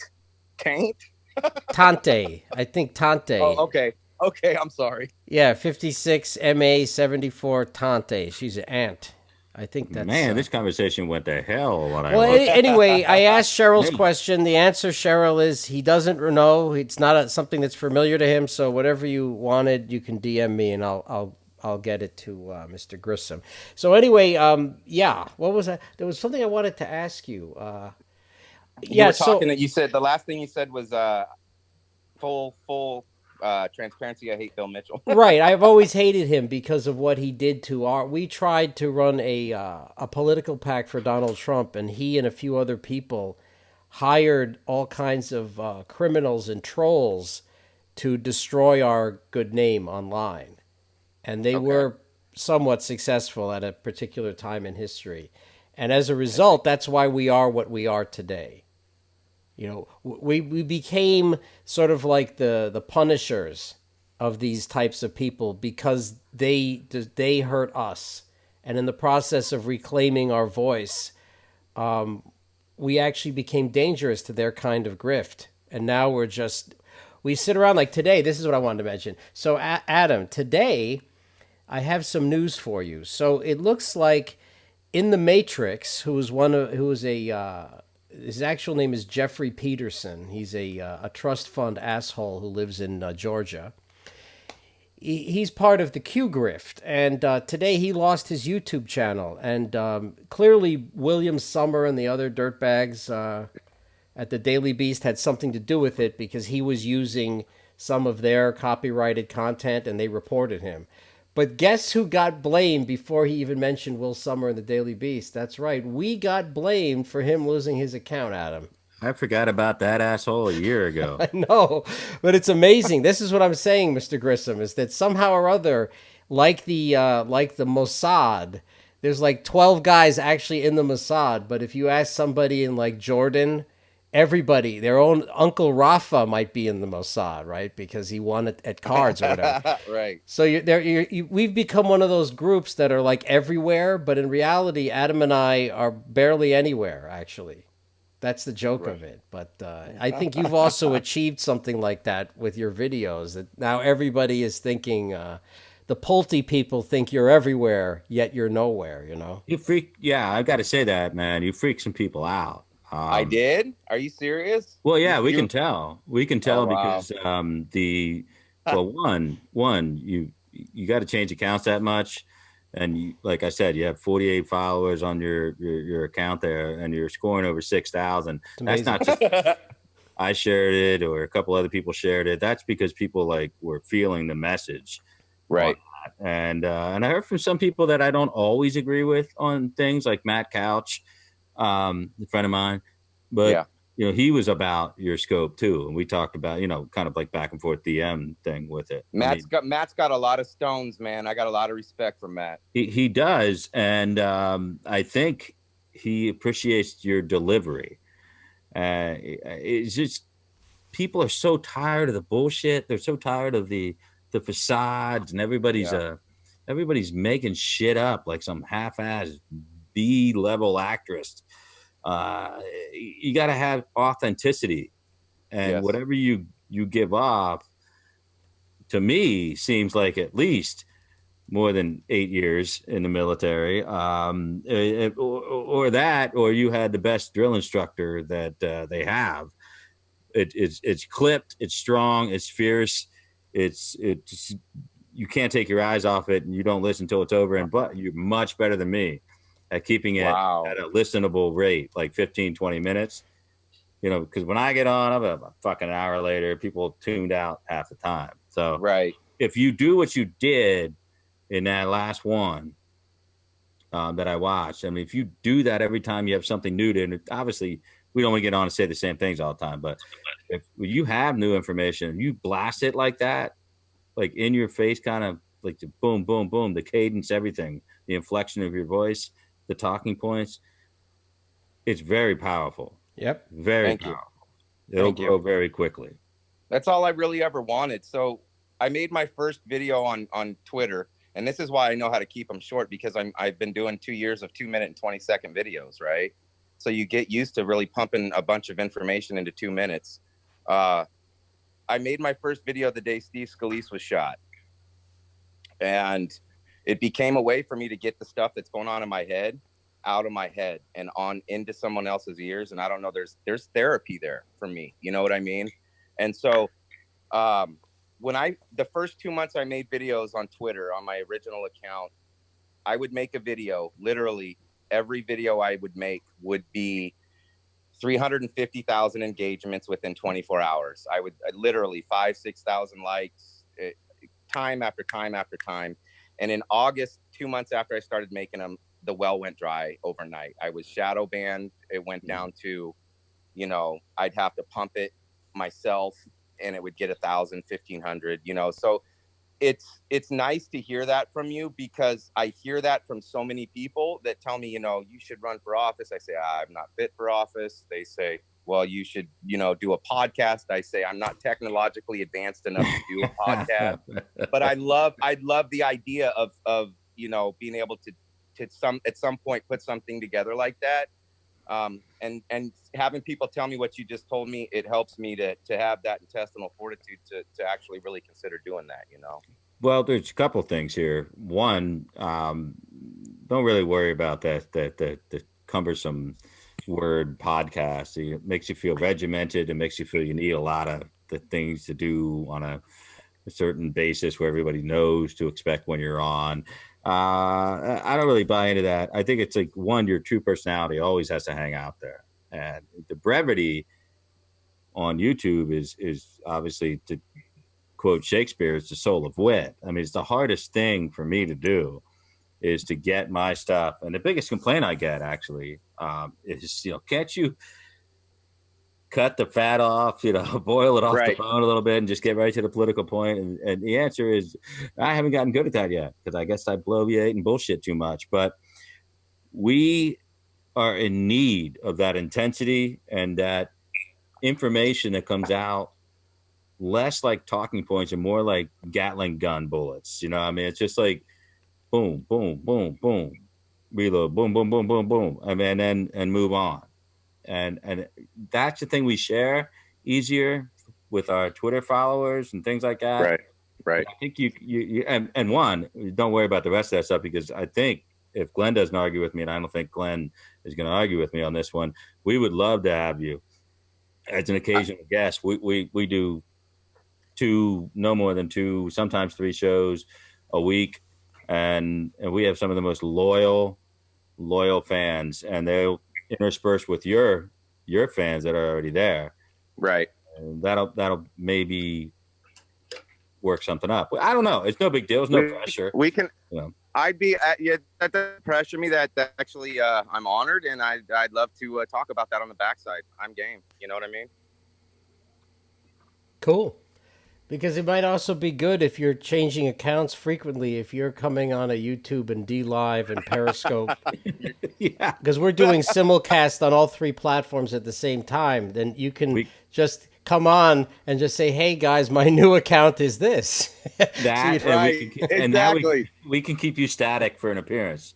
Yeah. We don't need to have like anything. We can bring you on, and you always have that. But I think as you learn a little bit more about the rules of the game now, we find it easier to follow them now. Like, we don't have to be as brash as we were before, or be as controversial as we were before.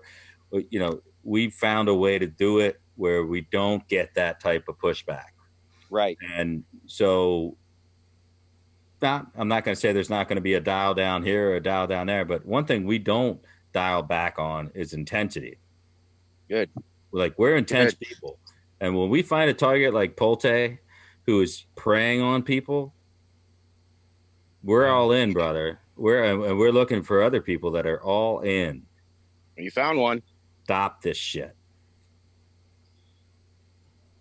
Bill Pulte, when I saw his timeline, dangling dollars, and you saw hundreds, if not thousands, of desperate people begging him, it turned my stomach. Mm-hmm. And it made me angry. And that's when I knew we had to do some research on this guy, because it just didn't seem right. Anyone who could keep a glib type of presentation like Pulte does with all of these people talking about like these awful life experiences, why they need money. And knowing he's a scammer, it just made me, it just pushed and knowing me. 90% of them aren't going to get any help anyway. They just put their own story out there for nothing, man. You know what I think of? And they gave up their chance for that help by giving up that GoFundMe account, and then they got to start from scratch anyway. Right? That's the worst. I didn't learn that until I watched your stuff. I didn't know that was happening. And you know what? If NDAs are involved with some of the story, like you've theorized, we'll just leave it at that. We don't want to get anyone into trouble. But let's say, hypothetically, if I had signed an NDA and somebody had betrayed me, but I wasn't able to discuss it publicly. Let's say if someone like yourself or Adam was out there slugging away, I might not be able to publicly say I'm glad you guys are doing it, but I would assume, I don't know, you guys, what your thought is, I would be happy to know others are able to say the truth if I can't due to some piece of paper. Well, I'm surprised you didn't bring this up, Glenn, because let's just, again, theoretically say that there is said NDA anywhere involved. By reading the sweepstakes, terms of service and other things like that, chances are his lawyer is so fucking bad that NDA you wouldn't be able to wipe your ass with and get like more than 2 wipes without shit breaking through on your fingertip. But if in fact you have a ton of money, they can use lawfare, even if they know they can never win the case. That's it. They can torment you. If you're someone, let's say, like me, who might be running a not a thing, maybe like the code of X party kids from New York City in 1983. That might be my organization, right? And you know, how much money can I put if I'm a person of modest means? How can I defend myself against someone who can just write a check for $50,000 and say torture him? Right? You can't. I get your point, but if we're talking about an individual that's not yet a part of an organization, they wouldn't have signed the NDA. So I'm assuming we're talking about somebody who's part of an organization and signed the NDA, and I'm assuming that they have a nonprofit. Right. They are shielded from personal liability, and therefore wouldn't someone look silly trying to enforce an NDA in a court? Wouldn't people wonder what don't they want that person to say? I'm just saying that's the fear on another person's. No, I you get and it. I know. Listen, you and I know that NDAs are 99% of the time, if you have the right lawyer, are not only unenforceable, they're laughable. They give you nothing. And then the second point on the NDA, which Donald Trump knows that. Yeah, no, but look, one of my lawyers has told me. He said, I'd signed a couple NDAs over the years, and he laughed. He goes, whatever it is, we'll get it out. He says, I can get you out of it in like 1 or 2 court appearances because nobody knows how to write them. No one writes them correctly because whenever you write them, most lawyers they'll swing for the fences and try this language where you can't talk about anything, anywhere, anytime, any place, which is totally unenforceable. The NDAs that tend to be enforceable are super specific, saying, you know, Glenn can't talk about a certain project, name this, and the details about the payment system under, you know, then they can probably get you. But if it says Glenn can't talk about anything that he sees while he's at XYZ company, chances are, you know, for $1,000 or $2, my lawyer can dispose of it. Yeah. Have we been sued? By Bill Mitchell for because they're afraid of a lawsuit. Our YBA. They're afraid of a lawsuit because it means discovery cuts both ways. Right? That's the thing with Pulte. I don't know if you followed Mr. Grissom or what is it? Are you sergeant? Well, I don't go by that anymore. I've been out of the military since 2002, man. So. It's still good enough for me, so I'll call you sergeant. So I don't know if you caught this about my last scope, but I said that I welcome Pulte to sue the MAGA coalition for anything that I uttered, because we are more than willing to engage in the process of discovery, depositions, and the like, financial disclosures. I saw that. Guy like Pulte, his worst nightmare is a bunch of guys who don't give a shit about anything. That's right. Who are shielded by the corporate veil. And, you know, here's the other little secret, Sergeant.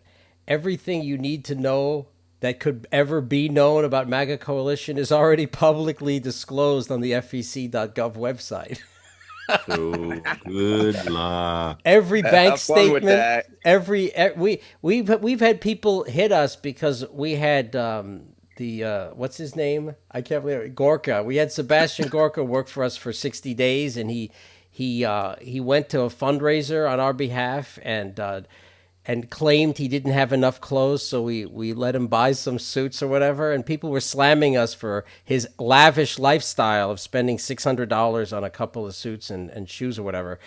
But I mean, the only reason they're able to do it is every time money is spent, we have to tell the government, meaning we tell the people.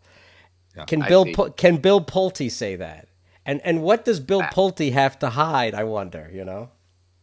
Oh, there's a lot. There's a Yeah. lot. You got to start with the 4 or 5 organizations that he still sits on the board for. And if you kind of look at some timing, this kind of wraps back into the HUD theory. He just left a group a few years back called the Olan Group in 2017, and they make all like a bunch of interior finish fixtures for houses, and they're based out of Cambodia.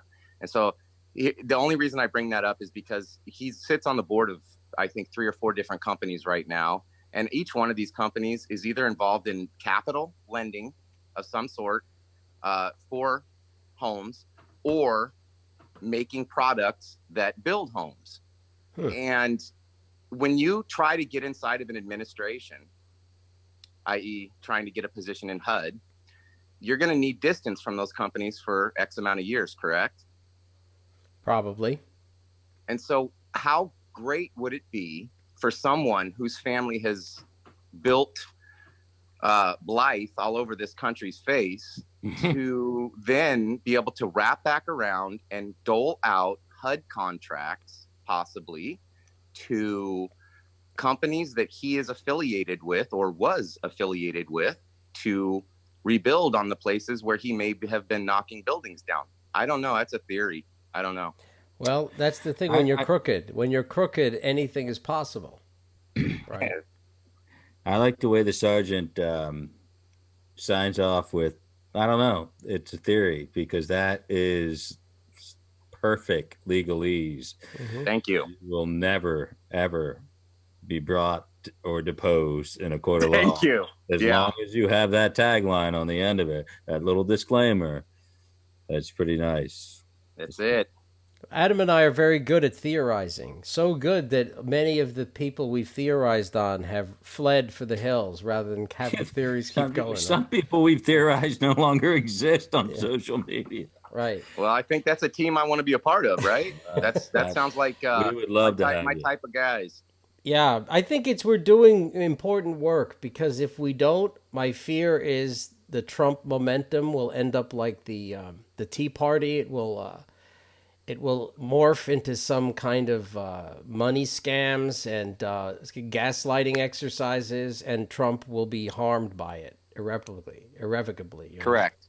So we have the same goal, and it's to basically keep Trump insulated from con artists and grifters. Wow. I haven't heard it put so succinctly, but that's exactly what it is we're doing. That's it, baby. That's It's it. it's almost like you read our mission statement, Adam. You know, Better than I wrote it. I don't know be how honest, you read it when I didn't write it that well, but yeah, I'm scared to say it because it actually might expose my lack of knowledge. But until the other day, I'd never seen either one of you before. But this really, country, you've never seen either one of us before? No, sir.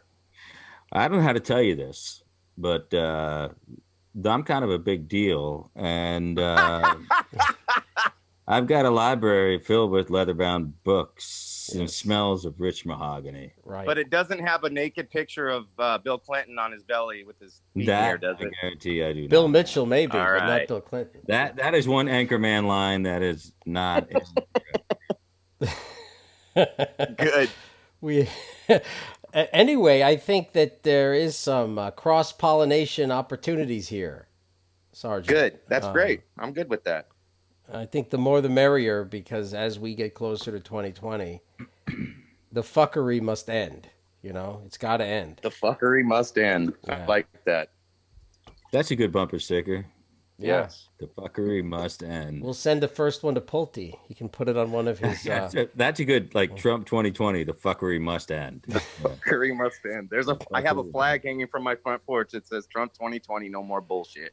I've got I that. love it. I've got that flag. I can't believe you get away with that in the state of Washington, but okay. Well, buddy, I live out in. So the house I live in is one of the houses I picked up on the foreclosure market, and I live on 4 acres out in the country. So,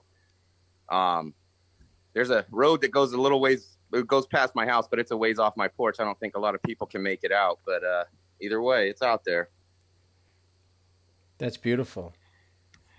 I think we'll be in touch, man. Sounds good to me, man. I'll And I'll call Adam, you if you Sarge have because you you don't like it and I do. How about that? You just don't call me late for dinner. Well, we don't serve any around here. All right. And Glenn's a vegetarian, so you don't want to eat any of that shit anymore. No, you don't. But anytime people come out here, we always throw a good barbecue, right? Fucking throw a hell of it. You can. Are you guys both from Pennsylvania? Well, he's a native New Yorker. He just moved into the northern That's end. right. But I'm a lifer from Central PA. Yeah, born and raised under the shadow of the Hershey chocolate factory. Oh, nice, man. Yeah. He's actually driven the Hershey Highway and not in a gay way, so that's pretty exciting. Maybe I've done it in both ways. I don't know. It really doesn't matter. The point is, I'm a bourgeois, white as sin motherfucker, and I have no guilt about it. There you go. There you go. Well, I think I'm going to sign off. Probably Sarge will sign off too. What I do here at this point of the night is we like to let Glenn do a little. I don't know. What do I call it, Glenn? An outro. You call it Walter Cronkite. Yeah, you get mad when I call something. it what it really is. Yeah. The communist guy from CBS. Can't stand that guy. Even though he's dead, I still hate him. Walter Cronkite. Sarge, I like to say he does a Walter Cronkite X. The broadcast he gives there. But anyway, I want to thank everybody who tuned in tonight. I think we had a big show. We did. Big show tonight. Big victory down there in North Carolina 3, huge one. And then a very sneaky 2-point victory in North Carolina 9th for the special election. Big night for Donald Trump, who I guarantee is still awake watching CNN and MSNBC and cursing them out like a motherfucker. Which it's a good night for all of us. So tune back in. See us on Rampage 95, by the way. Follow us and everything that we do. But Saturday night, we will be back. And it wouldn't be surprised if we had a slot for you to come in and say a few words then, too. Absolutely. Fantastic. All right. With that, I will sign out. Thank you very much. Glenn, take it away. All right, guys. Thanks for being here. I'll talk to you soon enough, Sergeant. Okay. Yes, sir. All right. Thank you very much. Have a good one. Thanks for your time. You too. And there goes the sergeant. And I just want to reiterate that both special elections tonight were won by the Republicans. So CNN can suck it. Adam and Richard Barris were on for roughly, 2 hours and 15 minutes. And they were right on target as usual. Anyone who was there, you got to witness a non-gaslighting political analysis event, which is almost impossible to encounter in 2019, as literally everyone on both sides of the political aisle are being gaslit constantly, usually to hypnotize them to open their wallets. And then we were joined by Sergeant Grissom, who goes by @SteelRain95 on Twitter, who has been very vocal on some of these scams internet scams aimed at veterans and veteran organizations that operate through social media. And I would highly recommend you follow him @SteelRain95 on Twitter. Check out some of his Periscope videos, and when you see his videos, follow him on Periscope as well. We're going to try to have him on more often. It's refreshing to talk to somebody who is not part of the bullshit, man. Well, I'm watching like one conservative pundit after another, like the invasion of the body snatchers, switching sides on Pulte. It's like the magic of Pulte is he calls you and says, hey, man, I can get you like $2,000 a month if you just retweet me or tell your followers that I'm an okay guy. And I'm seeing it. And by the way, I'm calling these people out now. I don't care if everybody likes these some of these turncoats. That's your business. It's not my business. So when I saw Pastor Mark Burns kissing the ass of Bill Pulte, I accused him of being taken over like the invasion of the body snatchers. We can't tolerate this crap anymore. No one is going to be safe. If it's the last thing I do, it will be to destroy this type of crap.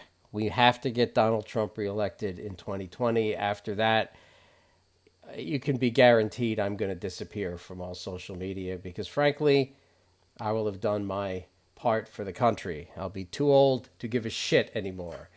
And no one will accuse me of being inactive because I've done the most important thing possible, get Donald Trump 8 years.